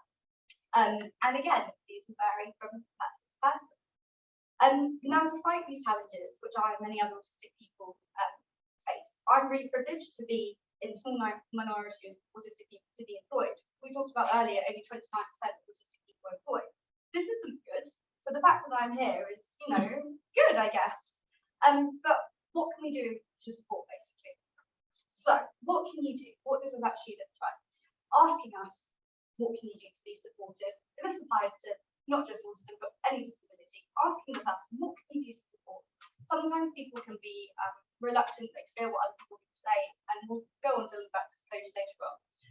Being respectful of reasonable adjustments. If I'm saying, hey, please would I be able to work flexibly, or hey, please would you be able to write what you need me to do in instructions? I'm not asking it because I like it. I'm asking it because if you want me to be good and perform well in my job, then it's going to help you as well, not just me. And sometimes it takes a lot for me to be confident and open about the adjustments that I need. It's me essentially saying, this is a challenge I have, and this is what I'm asking to help with it. So being respectful of that. Including us in social plans. Believe it or not, autistic people do have friends. I have lots of friends, and I do like to go out.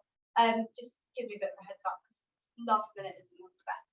Providing clear instructions, checking in regularly, and not cutting corners, don't stereotype. I think Nick touched on earlier, and also I touched on earlier about kind of stereotypes that we have. Autistic people aren't always the best, and sometimes the media portray autistic people in sometimes these extreme ways, which isn't necessarily always the case.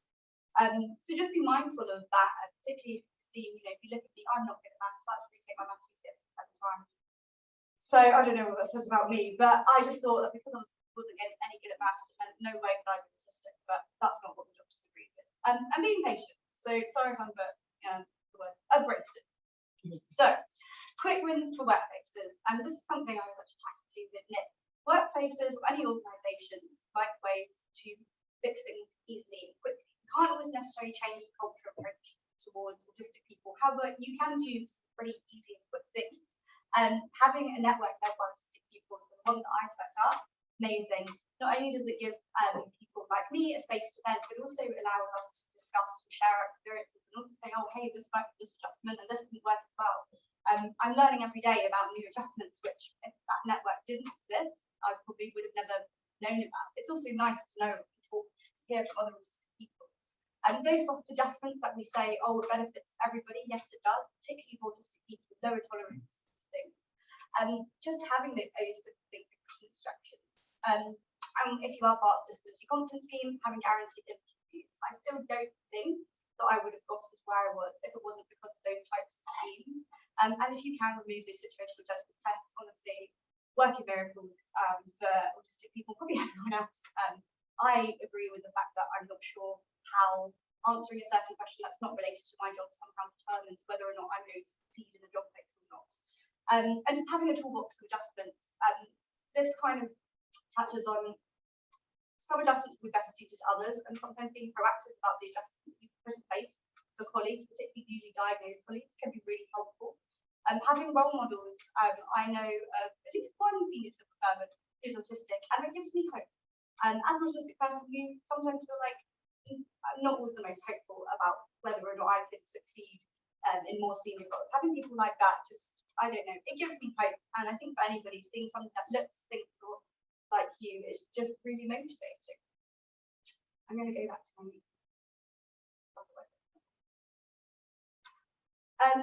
these are just some common workplace adjustments which are really useful, and I think the slides are sent out before, so I'm not going to go over them.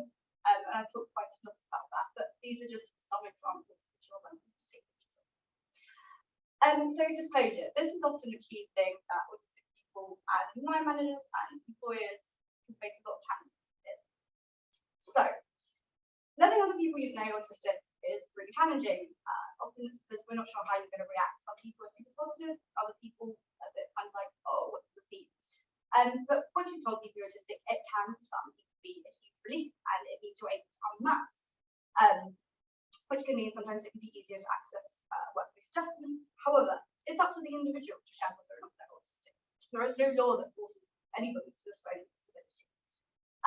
However, what you can do if you think, oh no, if you're working with somebody you think is autistic, what is really helpful is if you can create a safe, open and non-judgmental environment for them to talk to you if they want to have that discussion. And it's also really important, yes, diagnosis can be really helpful, but it does no way mean that you can't access certain workplace adjustments. And what we kind of say is you don't necessarily need a diagnosis to provide or access support. And what we mean by that is, yes, diagnosis can be helpful. However, it's not going to suddenly work miracles, because actually by just, having, for example, like a fixed test, having whether or not someone says I'm autistic and here's a diagnosis, that's not going to make a difference whether or not you procure a fixed test, for example, or change someone's flexible working pattern. That ultimately comes up to you. So now some of the slides you would have seen today are part of the series which the Fast Recognition Spectrum Network ran, and we were really pleased to deliver this to over 2,600 civil servants across government from 34 different government departments. And so things are changing for the better for autistic people. And doing the awareness sessions like this is really great. However, there's also an ask for in the room and also your colleagues and the organisations that you work for to commit to ensuring workplaces are inclusive for autistic people. Now, if all you take away from my ramblings today is this, then that's good enough for me. So if you met one autistic person, you met one autistic person. And that's what I'm just leaving it at that. Thank you very much.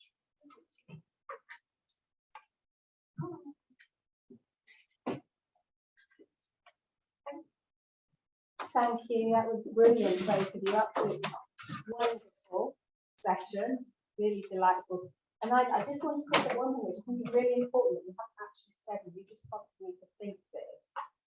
For every autistic person who is confident to be here today, who is out and proud and everything else, and we'll talk about autism and everything else, both our speakers have brought up this fact there are other people who are not necessarily confident, who are not necessarily comfortable with a diagnostic label, or don't have access to adult diagnosis, which is something they might like.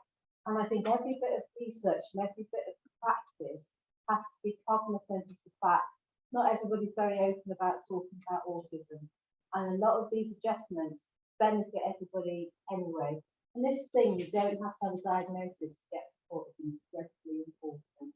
Because if somebody's uncomfortable with a label, that doesn't stop you giving them what they need in the workplace, actually, with a bit of flexible thinking. So I think that's a really key message.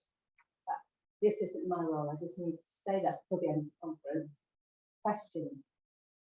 Anybody got any questions? Now I'm going to prioritise people who haven't asked questions before. You, sir, at the back. I would recommend Can you speak a little bit louder? that work at Autism as well. Now, I'm not having to encourage someone with mental health to disclose their mental health, but how would I be encourage someone with autism to disclose their autism?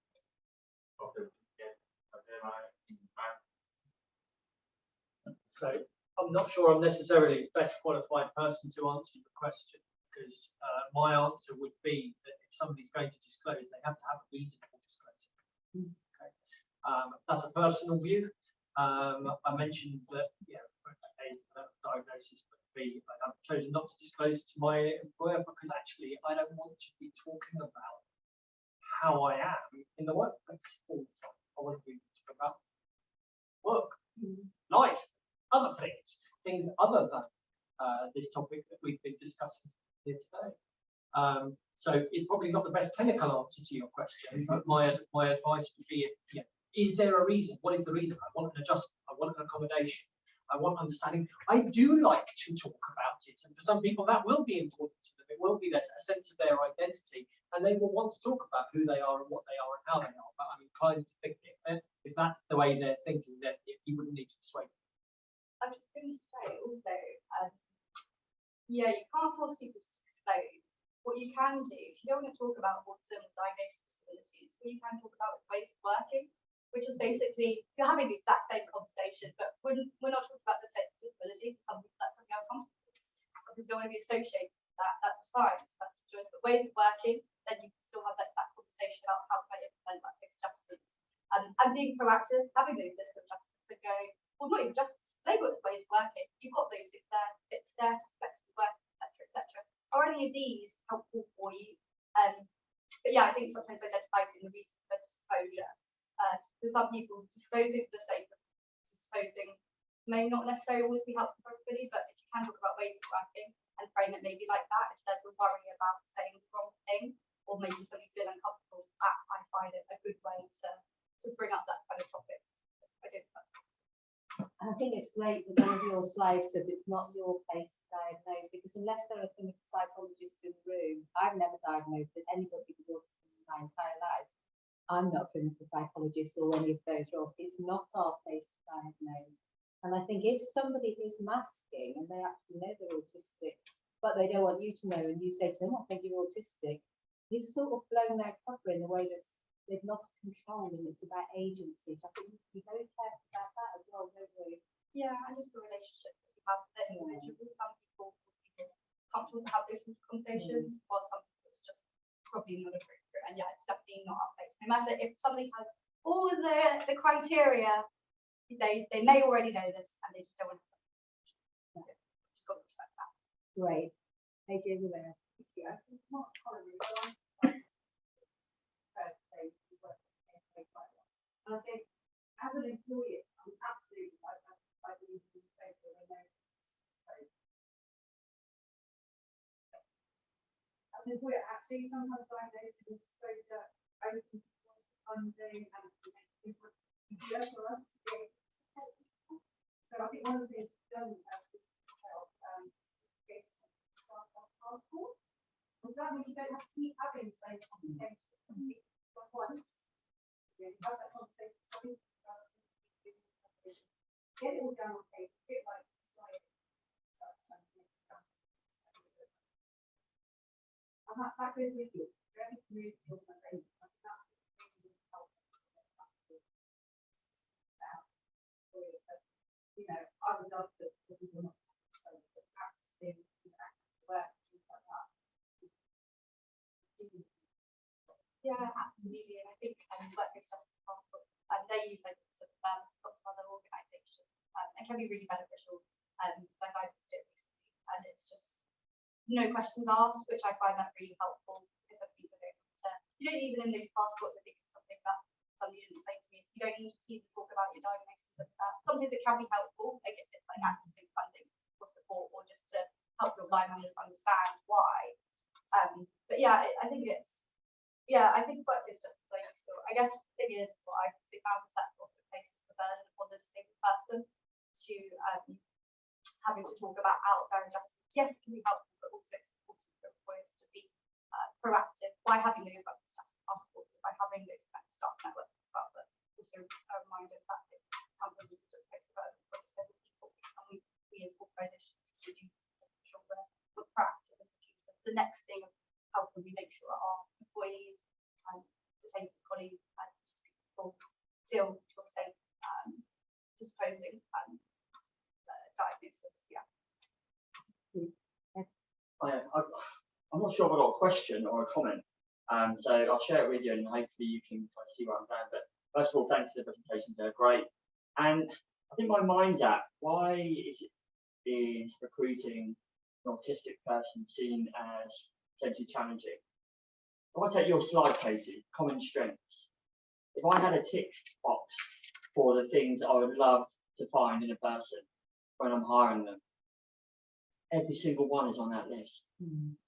So how, as organisations, I think this is where my question comes in, how can we break down that barrier to actually flip it, right? Because look at that, that's a list of a rock star, right? Absolutely is, and I'm not just saying I am, literally, I believe in it. So I think from your experience, both of you, and then Nick and Katie, what one thing as a takeaway, for me and probably many others, can we go back to our organisations and start doing to try and break down that barrier? Can I go first? Okay, I would love to be able to boil this down to just one thing. But if I was forced with a gun to my head and under duress, it would be to think about how we design our roles. And the fact that we don't need rock stars who could do absolutely everything, play drums, play guitar, and do vocals. We need rock stars who can play guitar, or rock stars who can play drums. So how can we focus and help people be their best for what they're good at, strengths, rather than also expect them to have great communication skills, be a good team player, What was the example from Network Rail? They're a data analyst, they work best if they don't talk to people. This idea, I remember doing some work with Siemens. Everybody they recruited was assessed for 7 key things, and one of them was compassion. And again, it was the same argument. They're a data analyst and compassionate. Their compassion may skew the data. So by assessing for compassion, you might actually bring in a less effective data analyst than if you said having compassion is not a predictor of future success.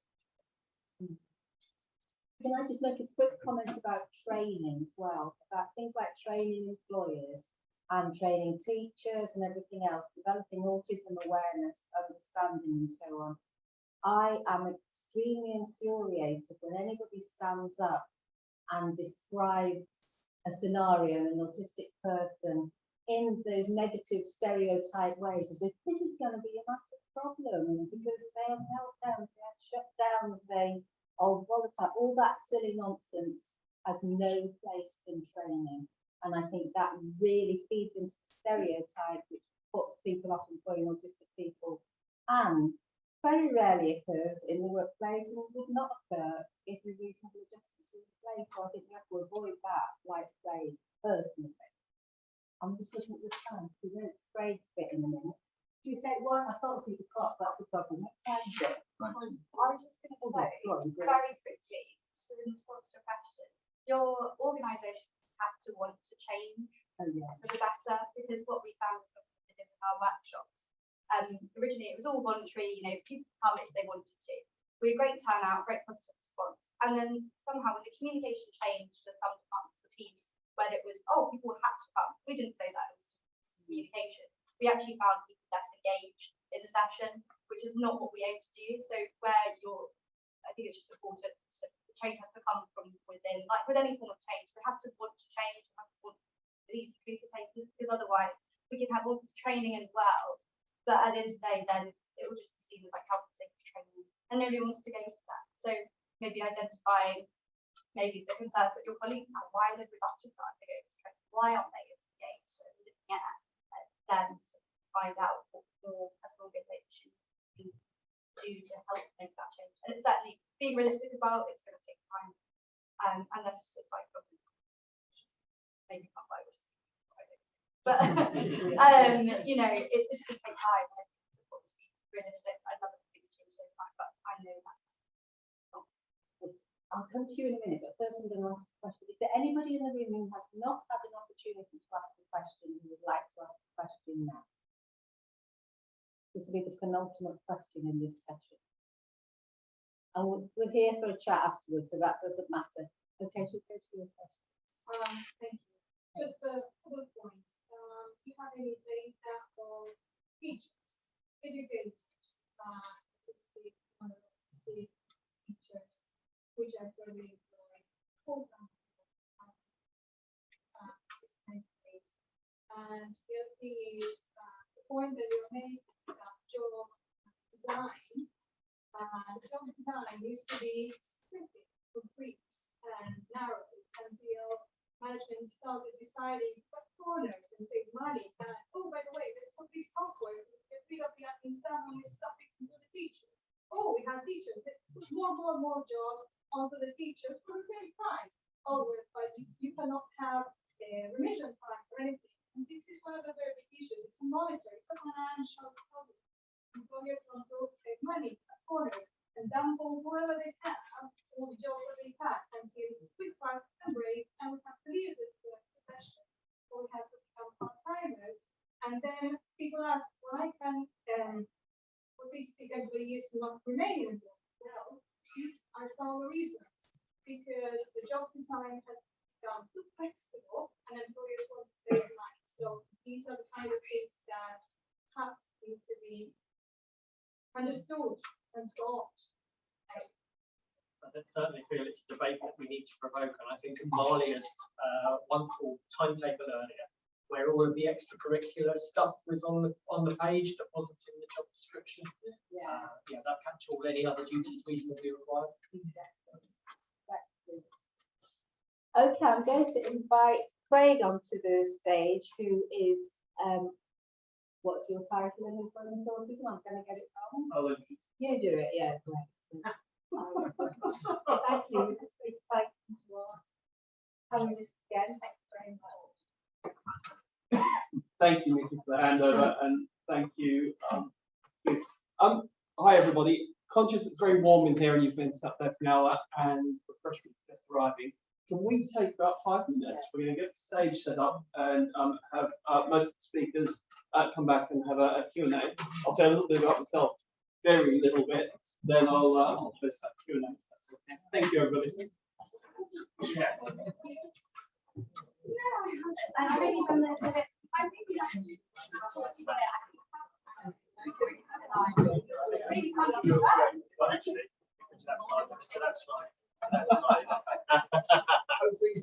All right.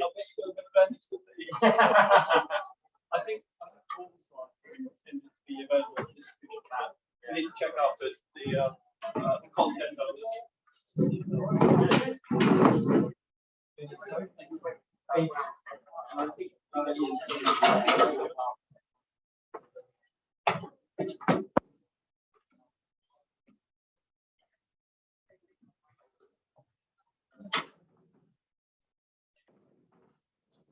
It's just a bit of a site issue.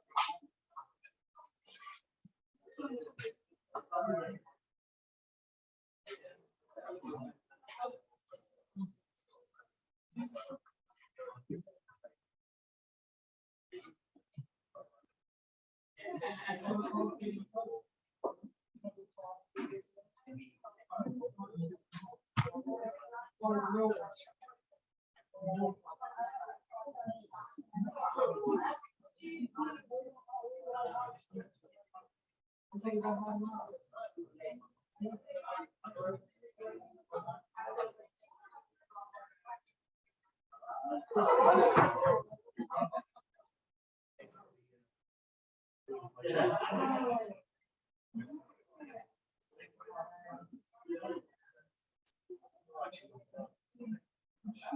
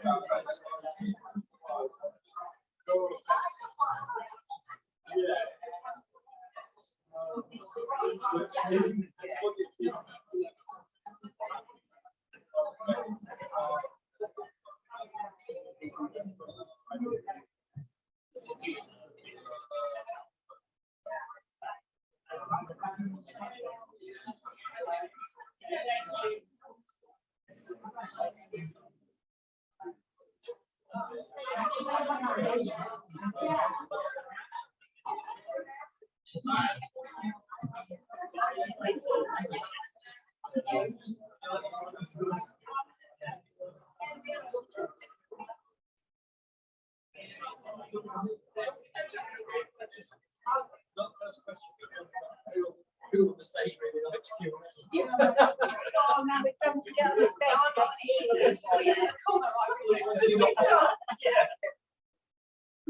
I mean, they're like the red chair.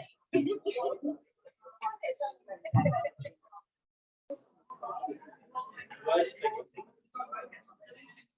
Really hot. Thank you. Thank you.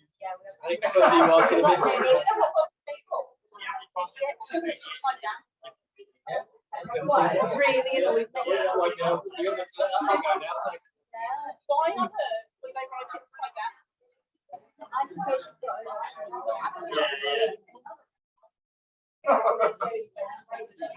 It must be on desks. Yeah. I think I'm definitely going to stand down here. So I feel like I'm cowering above everybody. You can sit down. It's okay. We'll, Do you want me to use my technique to get is it the lights?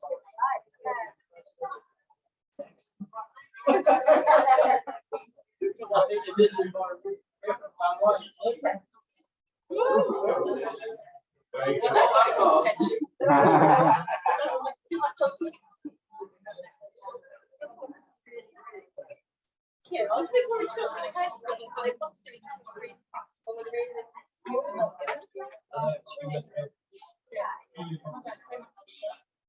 Thank you, everybody.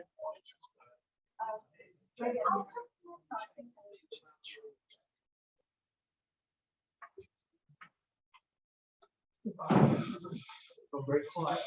Thank you, everybody. I know it's been a very warm day, a very long day, but a very warm day for everybody. My name's Craig Walker. My apologies, I wasn't here at the start of the conference today. I've traveled quite a distance to get here. I'll say a little bit more about me towards the end as we're closing the session. But for now, the next thing on our agenda is an open question and answer session with various of our panelists. So without further ado, you've variously met through today our panelists. I'm going to open the floor to any questions on any topic related to employment, autism, things you've heard today, things you haven't heard. The floor is yours. Hi. Okay. A lot of the panelists that mentioned, particularly in the last section, were super interactive. You met one person with autism, you only met one. So how we all, at the National Autistic Society, day-to-day, we use the same argument. But what would you say, what would the panel say are the limits of that argument? And is there a danger around employment that it could be overused? Who would like to answer that first? I feel duty bound to say something because I think it probably talks a little bit to some of the subject matter that I was covering, in that I think something that employers are fearful of are the implications of that sentence and the degree of, dare I say it, sort of hyper-personalisation that might be required, and the fact that somebody used an example earlier how a manager of an autistic individual thought they'd understood autism because they managed an autistic individual, and then they met another one, and how the constant kind of relearning required. And part of my argument was, whilst there is undoubtedly a huge amount needed to be done on the personal and individual level,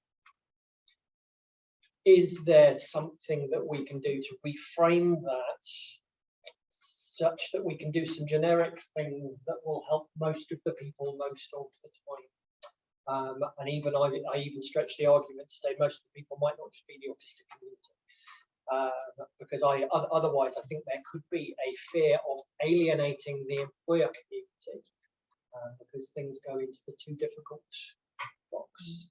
And can I just add to that? Principles of universal design mean that you plan at the planning stage for diversity. And in your workforce, you assume you'll have people from different cultures, different religions, different sexual orientation, various impairments, etc., etc. And it's just ordinary because that's what the population is like. And the broader the foundation of universal design, the narrower the top of the pyramid, where you have to make bespoke, individual, reasonable adjustments. So there's that thing about the culture of the organisation and the fact that the Equality Act is a real thing, which that's part of that as well. And we, in our Cambridge work, we condensed the notion of universal design to this acronym REAL, meaning things had to be reliable, empathic, anticipatory and logical. So all the systems would work. You'd see things from the perspective of other people. You'd stand in various people's shoes. You'd anticipate things which would cause problems, like systems being chaos, and you'd fix them before they became a problem. And you communicate logically. You'd say it rather than imply it, and you'd say it in a straightforward way, and you'd write it down and make it clear. And that REAL acronym is what universal design can sit on, like works in work, education, anything else. The reason that communication training was because of this kind of there are lots of stereotypes that just our way of saying yes, autistic people will have different strengths and challenges in various different areas. However, we will find similarities in terms of the sensory, but we just felt it was important to include that as just a reminder. As I give the example, time managers and line managers is autistic, just not to always assume that because this person, really loved working from home because it was sensory better for them, that the new autistic colleague that you're now line managing will be the exact same, but in fact, home working for them is a nightmare because they've got a family of 5 at home, they've got 2 kids at home, and actually working from home is actually a worse sensory environment. So it's just kind of coming at from from that angle and sometimes stereotyping as I think because there are common themes, but really talking to the person we're working with to understand, well, what does that, those common strengths and challenges mean for that individual? I mean, for me, I think there's definitely commonality to the individualism, and commonality often is around interaction. Someone that seems to be fairly consistent, people I meet. However, strengths that they display definitely. There's no doubt some people are very, very capable in certain areas, others in other areas, and so on. That's quite distinct quite often, and that's useful because those strengths can be utilised, can be exploited in terms of selection. Thank you. Does anybody else have anything on that? No. Can I ask another question? I've got two questions. I'll go there first and I'll continue.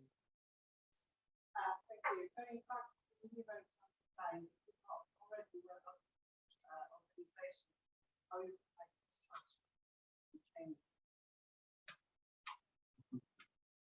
I don't think you necessarily need to restructure, but I think the culture of the organisation is the most important aspect of universal design. So restructuring just for its own sake is, you have to make an argument for that, and it's not always the best way to approach things. But I think anything new, any policy, practice, procedure, whatever it is, needs senior leadership buy-in and everybody else's buy-in, but also the tool that we have with the Equality Act, the Quality Impact Assessment, seems to have got lost. And if you equality impact assess every decision that your organisation makes as routine, then you're not going to fall down ridiculous holes quite so quickly. So like, oh, let's have open plan offices and strip lighting for everybody. Oh, will equality impact assess this? That's not going to work for everybody. Let's not do it. It just works on that level. It's simple, really. And so it's the simple tools that are the best tools, but within the context of a culture which celebrates diversity and strategically and operationally plans, I'd say.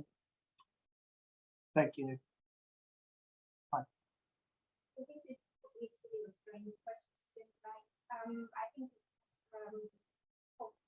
today, like the subject of autism or negative coverage of autism in the media has been quite prominent.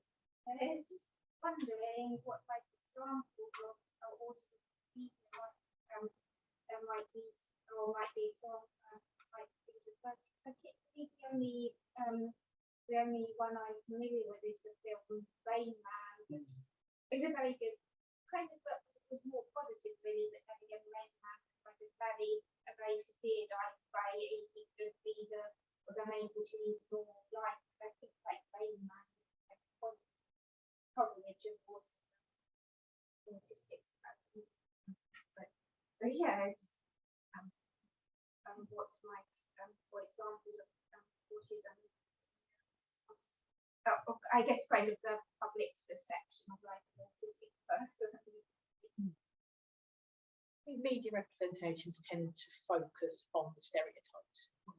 So like your Sheldon, the Big Bang Theory, is overtly robotic, is overtly lacking emotions. And it's those, and I think I'm right in saying Rain Man wasn't autistic. I don't think he was. I think he was a saviour, but yeah, I don't think he was autistic. I think that's where the negativity comes to, because you need to see it in the media, you need to overtly show it.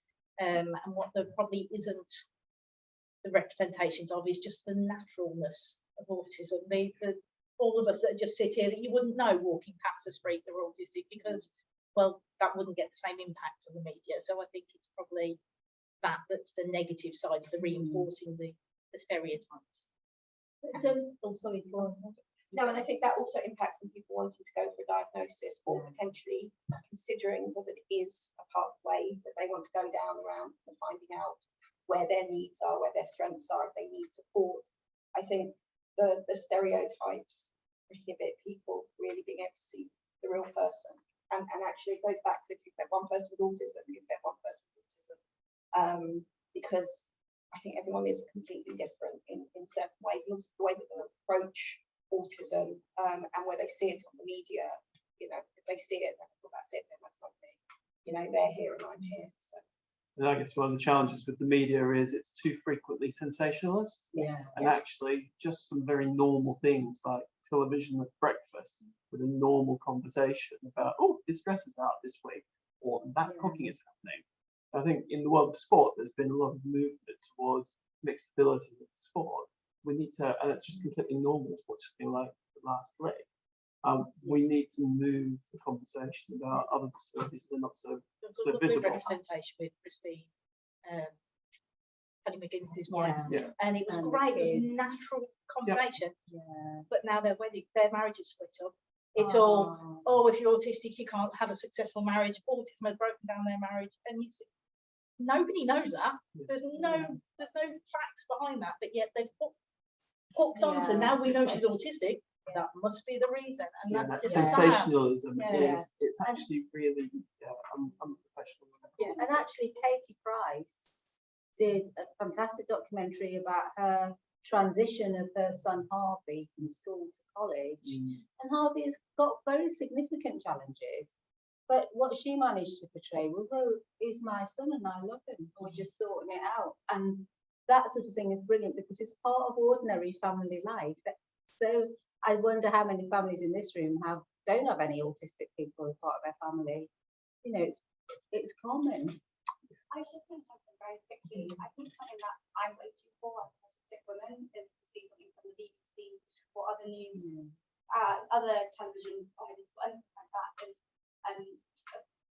an accurate portrayal of what it means, for example, to be an autistic woman. A lot of the TV series often focus around family supporting an autistic person, and the BBC did a one-off, I think it was supporting their young son, as a BBC drama, and I thought that gave somewhat good depiction, but I'm still waiting for a female autistic woman to be something interesting and fun about her life, and it not just to revolve solely around autism.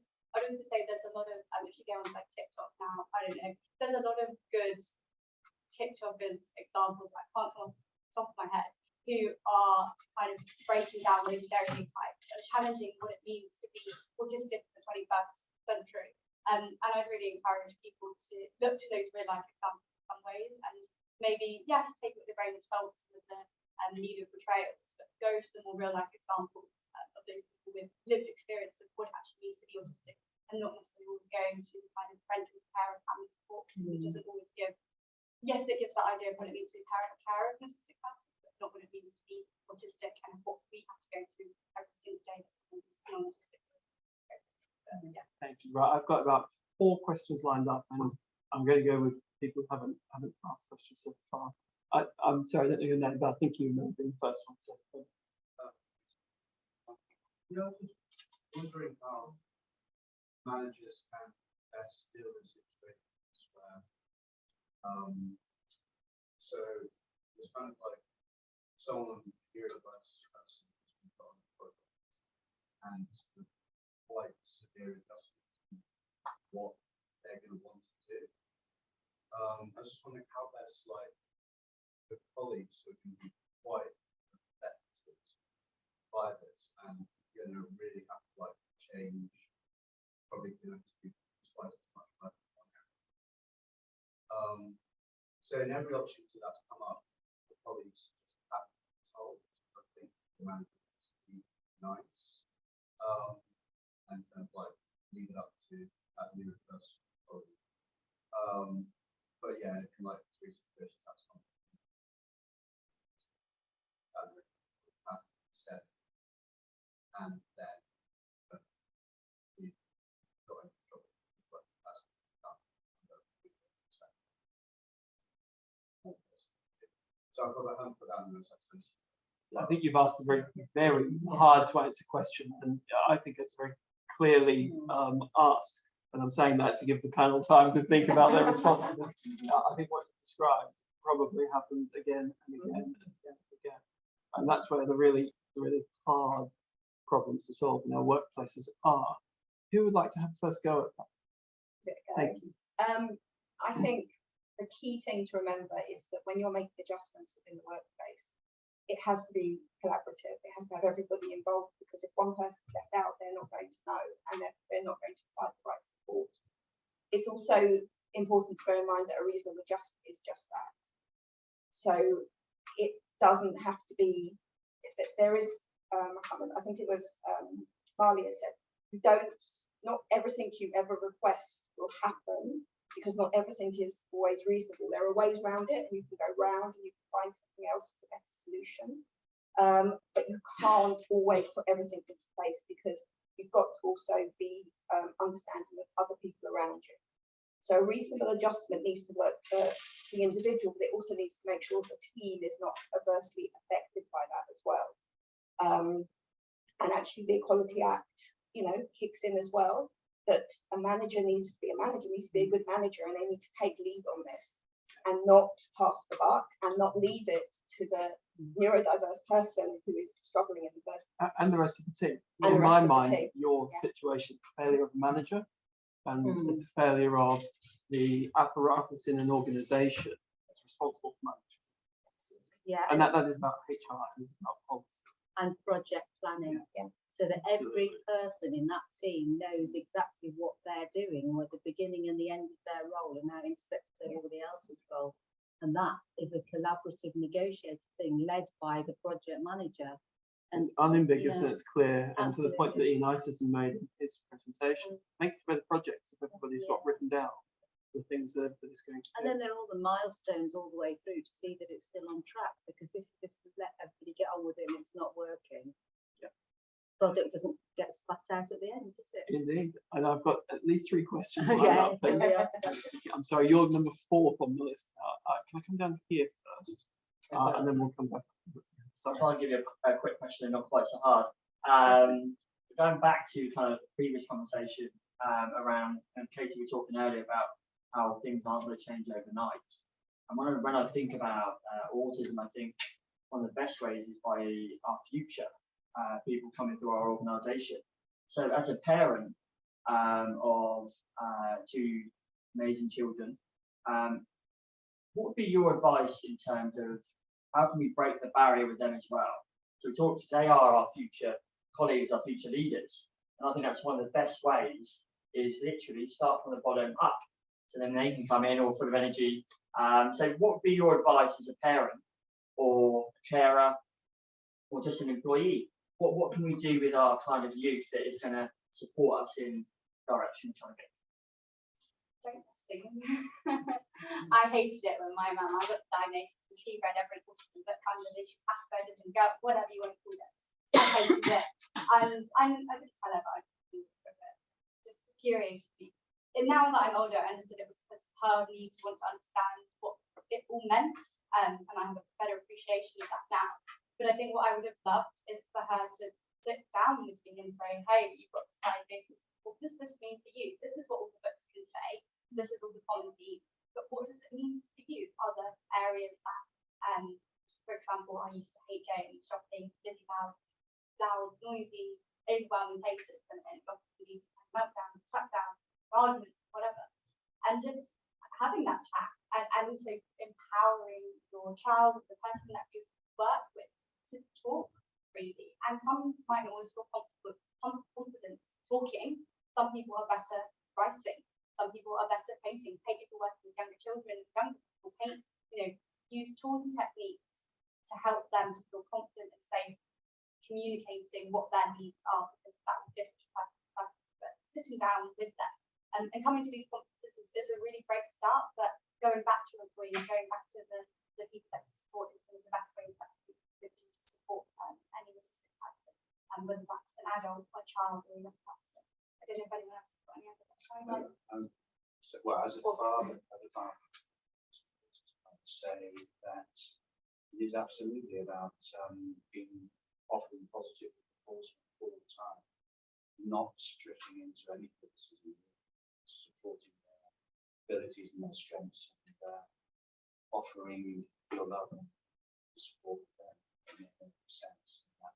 That's all we do to hopefully help them thrive in the environment where their skills match their match the environment where they're working. I mean, I think involving schools, I think if schools are aware and supportive, you've got someone who's going into school being happy. You want people, young people, to kind of feel that they can have a future, that they can progress, and they are supported and they are valued, they need to be valued by everybody. And I think that's really, really important. But I think having the young person stand up and basically be able to self-advocate as well and be kind of be who they are and be proud to be who they are and not feel that they have to mask. So many people have had to mask most of their lives, and we need to support people not to do that anymore. It's okay to be who you are, and it's okay for us to help and ask for help as well. And role models, being able to see positive role models and think, oh, I want to be like that, I want to be that person. I think it's really important. Thank you. One thing that really was when you got something like that to think oh, and they were autistic. Great, I didn't. And probably wasn't true. Probably not relevant. Yeah, just sort of like those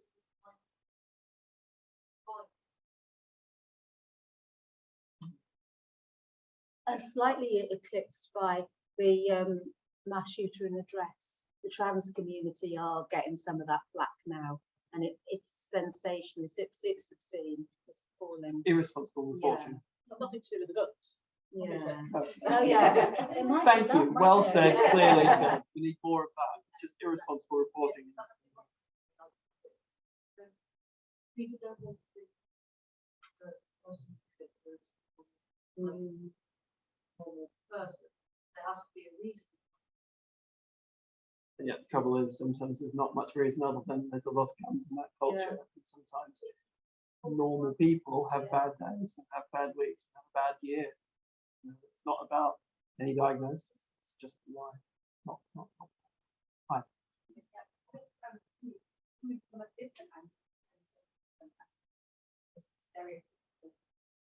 Using autism. So we've been doing a lot of work trying to awareness, trying to promote the benefits.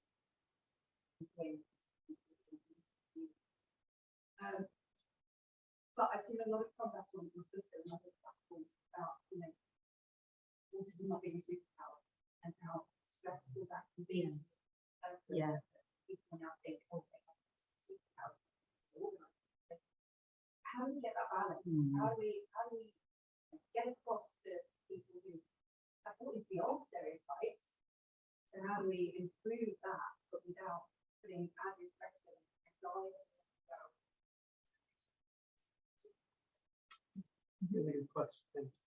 As have all the other questions been lined up tonight, but But you don't have to be a genius to be autistic. It's this genius pressure. Sometimes people go too far the other way in terms of that narrative about, oh, autism, fantastic, must be brilliant at maths and all that sort of thing. I think it's so important to emphasize the point. Anybody can be autistic. Some people are autistic with additional intellectual impairments. Some people are autistic with very high IQ. Everything in between applies. And putting that pressure on anybody to find and enact their superpower is really massively problematic in terms of people's mental health. And we just have to keep remembering to say it, don't we? it's a bit of a laziness, isn't it? Yeah. Because my understanding is that originates with helping kids come to terms. Yeah. It's got nothing to do with whether they're going to do amazing work. One of those. Sorry, I just wanted to add on to that. It's not an answer to the question, but one of the problems when we use the term autism is we're expecting people to live up to that label. So we hear a lot of people talking about autistic masking to be normal.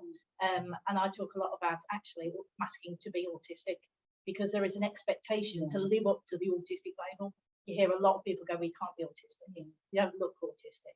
So when we use that terminology of, oh, we're promoting autism and that sort of thing, and autism support groups, I avoid personally because I don't feel autistic enough. Yeah. So I think there's a really, really fine line of embracing autism as an element of diversity within the naturalness of human beings, and not be autism as this singular thing that we've got to be.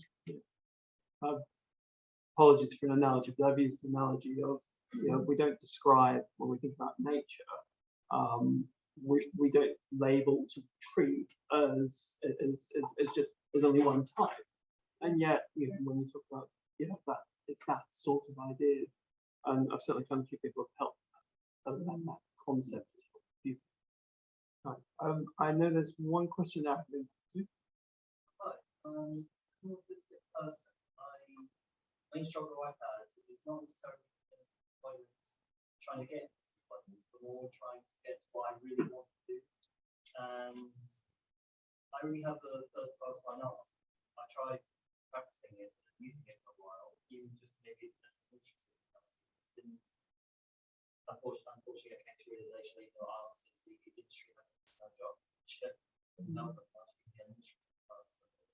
Then my real main passion is film. Even if I just want to get into administration, I'm finding it really difficult to, if they're trying to tell me there's a pathway that I need more than just A level to be looked at, my team to be looked at. It's trying to, I'm not a student, of course, I can't have that time, that free time to be able to, take off full time to do what I really want to do, to pursue, to get potentially get into something I really like. And I just wonder basically how, like you probably how you found time. How did you ever feel about working obviously together, or just really find a place of work that's willing to give you that time to do your PhD study for it and just things like that? Because I feel like I've asked questions in a lot of places, and the advice they can give me is do what YouTubers do, which is prove you are. Put yourself out there. Probably is. All the stuff I can show is evidence how passionate I am about it. I'm not a very loud person, I'm a very shy person. So I've seen 2,157 films and I've got spreadsheets. I'm trying to show that evidence and show them that it's passion. I can talk 3 hours about podcast learn. So I'm trying to find how to turn my really like into either a career or get into so it's probably a good question. Who would like to take that one on? I think you directed it to me initially, so if I can answer initially. And I'll go follow on that. Okay. I've probably had a bit of a false sense of security in the sense that student loans are brilliant, and I dread to think how much I owe, I don't care.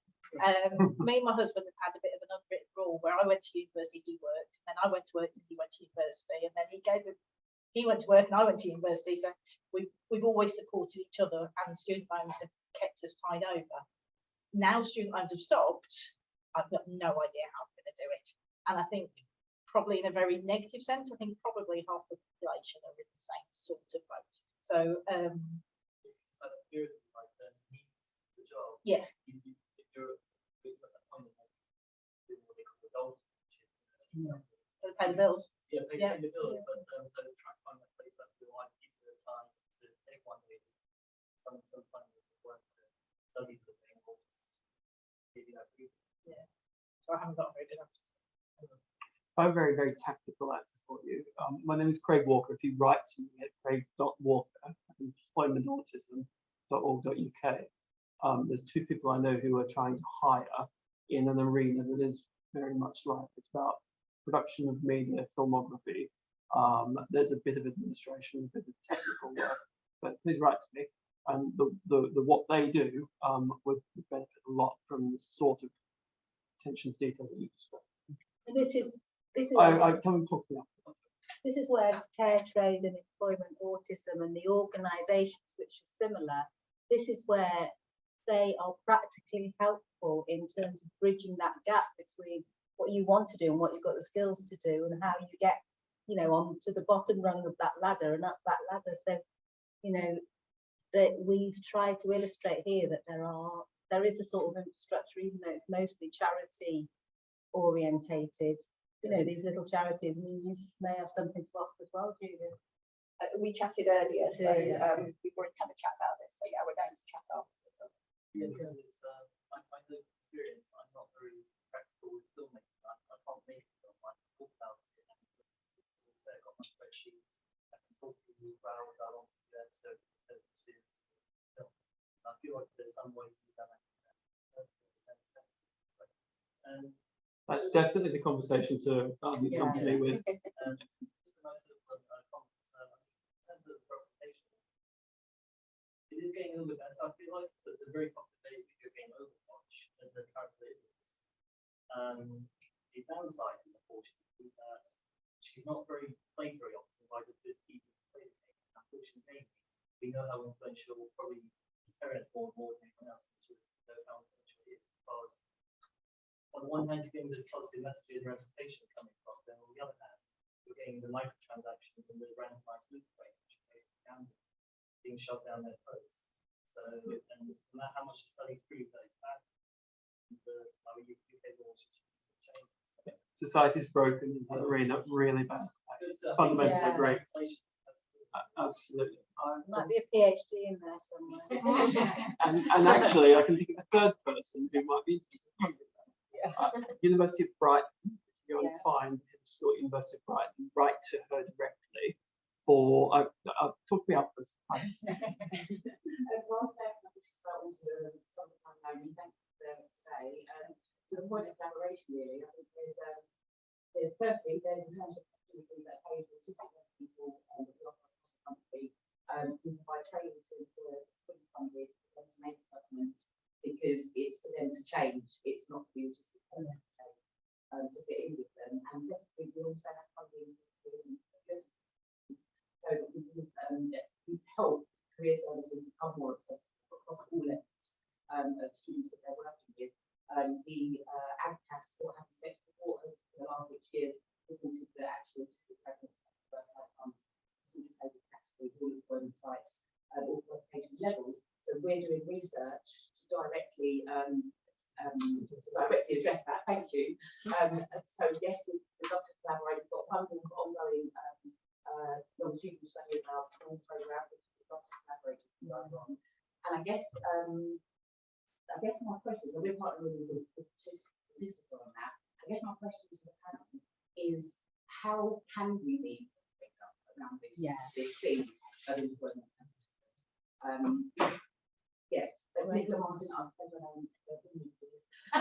Sound really old. Sound really old. That's what I've been around the block a few times. How do we collaborate and really make Well, it starts with research, because I was saying in the first presentation, small pots of money, 10,000, 20,000 here and there, working on practically the same things in our little tiny silos is a really bad use of research funding. And in terms of, because we're not making a big, joined up, impactful, consistent finding, which is going to translate into a product which is going to be beneficial for autistic people. Exactly the same in terms of the implementation stuff.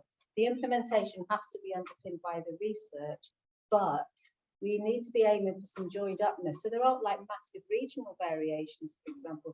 So we were talking this morning and somebody said, yeah, but that's just in London, isn't it? Well, that's not good enough, is it? We need to be looking, we just need to be massively talking to each other, having collaborative conversations like this, but also bidding for funding in a joined up way.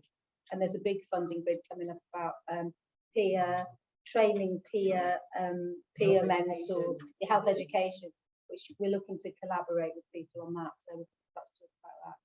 So it's just collaboration the whole time. We have to set up those networks so we can collaborate and not compete. And is there a practical step that we can take, ambitious? I think that conversation immediately is an absolute. Yeah. So I think advocate, a joint platform with advocacy. Let's have a I've got a question here. So both of you have had a couple of questions while I've been here this afternoon. So I will come to you so long as there's no other questions. I just do need to walk through. I'm also conscious that it will be 5 o'clock in the very short future. So is there anybody who has a question that they would like to ask, or something that they would like to comment on? No? Okay.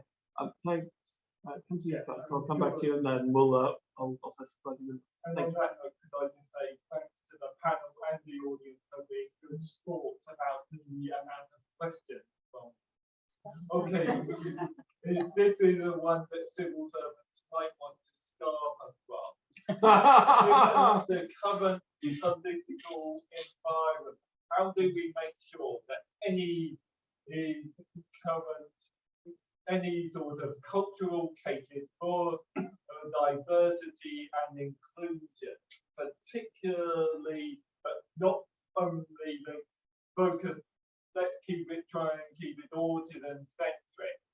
It can withstand the test of, let's say, people or groups that would like to unleash cultural. Right, there's a tough question. I'm again going to allow the panel a moment while I just rephrase that. If I could just test understanding and give the panel a moment. So really thinking about our politics doesn't work for people who are not normal, whatever that is. It really badly affects autistic people, but a lot of other people as well. Is that a fair statement? Put it this way, it's what we could see and what scares me personally is that there could be a real crosswind of pushback against sort of protections, against the cultural climate for adjustment against autistic people. I want to be clear, I want to answer on how can we create something that's cross-partisan that actually sort of make sure that the cases for diversity and inclusion withstand any sort of pushback that could be coming our way. So I have a personal view, and I'll hand to that, which is that too often different interest groups end up competing with each other in really, really unhelpful ways. And the Equalities Act is nice because it provides a common platform of rights. I think one thing I would say is all of us have a role to play in supporting politicians who, no matter what it is that they're doing, have a element of inclusivity in what they stand for. Now, if it's autism, that's wonderful. If it's a different aspect of inclusivity, actually, that's not bad either, because the alternative is not enough voices pushing for more fairness in society. And so that would be my starting point. Does anybody on the panel want to add?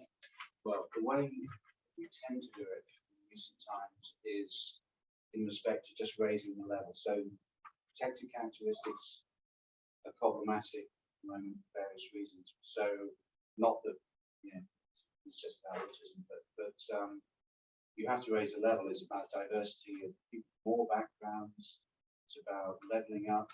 It's about cognitive diversity, and you just have to broaden the description away from specifics to something greater than that, and that's the focus of diversity in order to get things moving. That's how I feel. Because what we see as well is often people run like similar training workshops, stuff like that. But what we've started to do, see a shift in, is instead of focusing on like specific disabilities, because lots of particularly neurodiversity often shares some like common themes, dyspraxic, and might show somebody who has ADHD and finds it to organise sometimes. So instead of focusing in on like these are all separate, what we look at is, okay, what common challenges do we all face and what kind of adjustments do we then put in place? So I think what Phil was touching on, looking at it more broadly instead of zoning in and focusing on, because just because today is about autism, these conversations are so similar for people who with dyslexia, who have ADHD, people who are dyspraxic, dyscalculia, all of that is conversations that also need to be had to join up. This is touched on about the whole joining up. These will be similar challenges that also people with other neurodiversities and disabilities face, and it's upon us to be able to make sure that we do see those changes and that things are better, and that's what we're doing. So there's a lot of broad-based things. I think the whole notion of a national curriculum of diversity would start a very long process, starting with very young people. That notion of joining up, not being known. Have you got any contacts for that one? Nikki does. Yeah. Well, Nikki definitely does. Yeah. Intersectionality is incredibly important though, because people have multiple disadvantages And we talk a lot about central government and policy and so on, but local government is really important here. So, for example, the cabinet member for Southwark in education has pushed forward a policy of no school exclusions. Things like that at a local level, which then sort of ricochet around the country, are really important. And I think we ignore what local councils and politics at that level can do. I think we don't really properly understand it. And you know, while kids are having to access food, while families are having to access food banks, you just go right back to Maslow's hierarchy of needs, and some people are massively disadvantaged through poverty, and you don't get very far if your basic needs are not met. So it's a bigger picture than the impairment. It's only part of it, the autism bit. Thank you. It's hard to follow on from the Maslow's hierarchy of needs topic, because it felt like a sort of suitable conclusion. But I do also wonder whether or not, as well as a curriculum around diversity and theory of diversity, there's something around how do we as society and leaders innovate. And yet new things don't happen, new ways of working don't occur, new ways of existing don't occur by doing things the way we did before and by thinking the way we thought before. So then how do we get this collective consciousness that to change something, anything, whatever it may be, and drive progress, we have to think differently. And we have to break from the norm, and we have to kind of consciously import a little bit of constructive disharmony into our nice collegiate conversations and worlds. Feels like something we all need to kind of learn and consciously lead. Yeah.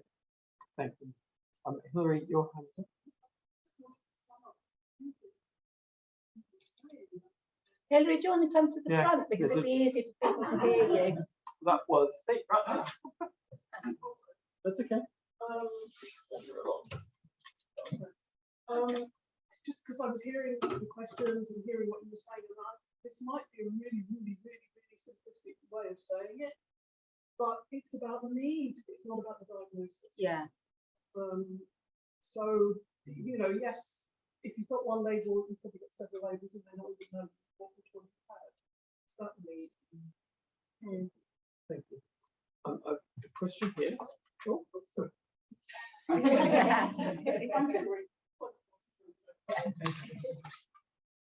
Say a bit more about Hilary in a moment. One more question. It was kind of more or less addressed here, because I was going to ask a question if there was any perspective consideration to this kind of meetings and conferences towards autistic individuals who possess at the same time more than one or more that compromise the ability to make. So that was the point that you kind of all addressed at the last bit. Well, I think I'd say mental health. Autism is not a mental health issue. We all know that. But people acquire mental health, secondary mental health difficulties because of the horrible situations they find themselves in. And I think anxiety, for example, can be reduced by not being in an anxiety-provoking situation. Depression can be reduced by enhancing social inclusion and productivity and work and everything else. So I think we're always acutely aware of that autism and mental health issues can go hand in hand, but they're not automatic bedfellows at all. Okay. Yes. Sorry. Just no, it's okay. Not only mental health conditions, No, but other additional things. service dyslexia, visual stress, ADHD, added mixture to compound the ASD individual. And I think that's where it's really important to not focus on I've got this label, I've got this Yeah. label. It's And I've just got what this Hilary different said. label, Precisely you what don't Hilary have just it. said. It's the need, not the label. Yeah, but the need leads to the label. The label brings the document for the government. And that's such a flawed system. It is isn't so it? broken. So I'm just going to wind a few things together. So I think Nikki majored on something in her remarks a little while ago called universal design. And I think the practice of universal design is pretty well established in our built environment. It's not well established in my experience, you may know otherwise, in our work environment. And you know, when I was hearing earlier about what passporting, is it? What is that, a passport for all staff or for staff? So my take on universal design would be in that context, it's an HR strategic choice to offer that. And to go a step further, say everybody will have a work passport that talks about strengths and needs, regardless of whether you've got a diagnosis or not, regardless of whether you want it or not. Levels, it takes away any barrier, it takes away any possibility of that document being a pre-filter on they've got a passport, they're not just, I'll just keep that distance. So applying universal design is one of those things that once you get accustomed to doing it, you see so many things in our world is unfair. And yeah, a practice like that, I think it's for everybody. So that would be a winding old scale of thought. I'm going to draw a closed question, formal questions now, and thank you ever so much to the panel. I think you've had some wonderfully complicated questions to answer, which is not surprising. I think you've been really nuanced and very, very helpful answers, for which thanks. So my thanks to all of you. And yeah, it remains for me to, I think, say a few closing words.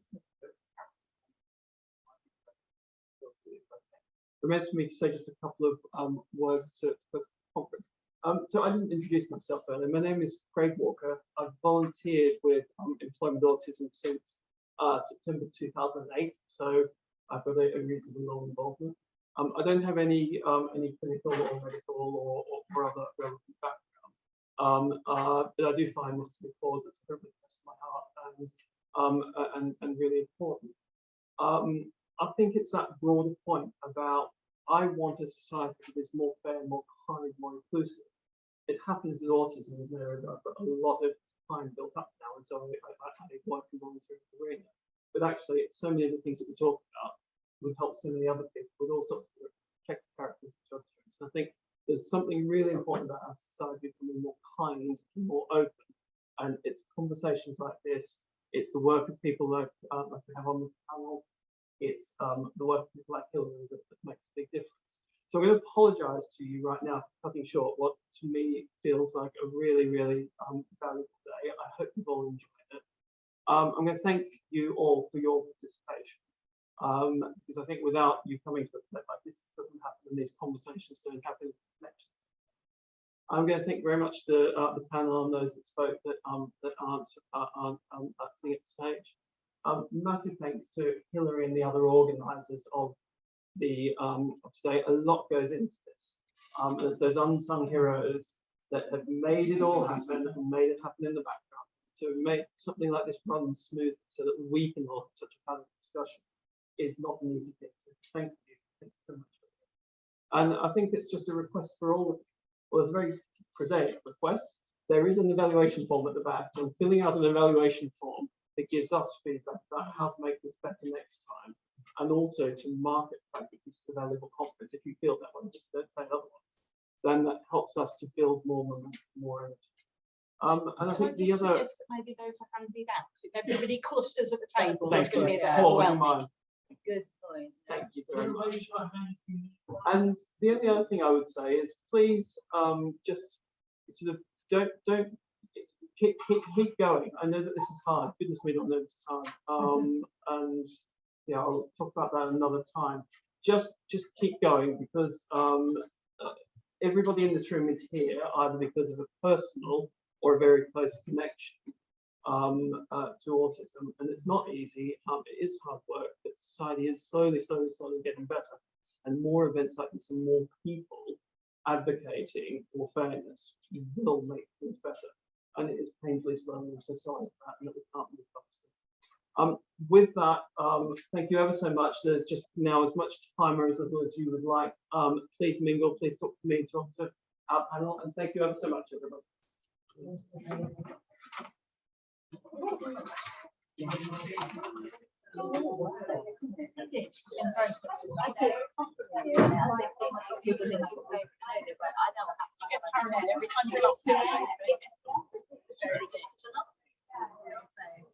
I think it's a combination of whatever. It's not enough inflation. Yeah.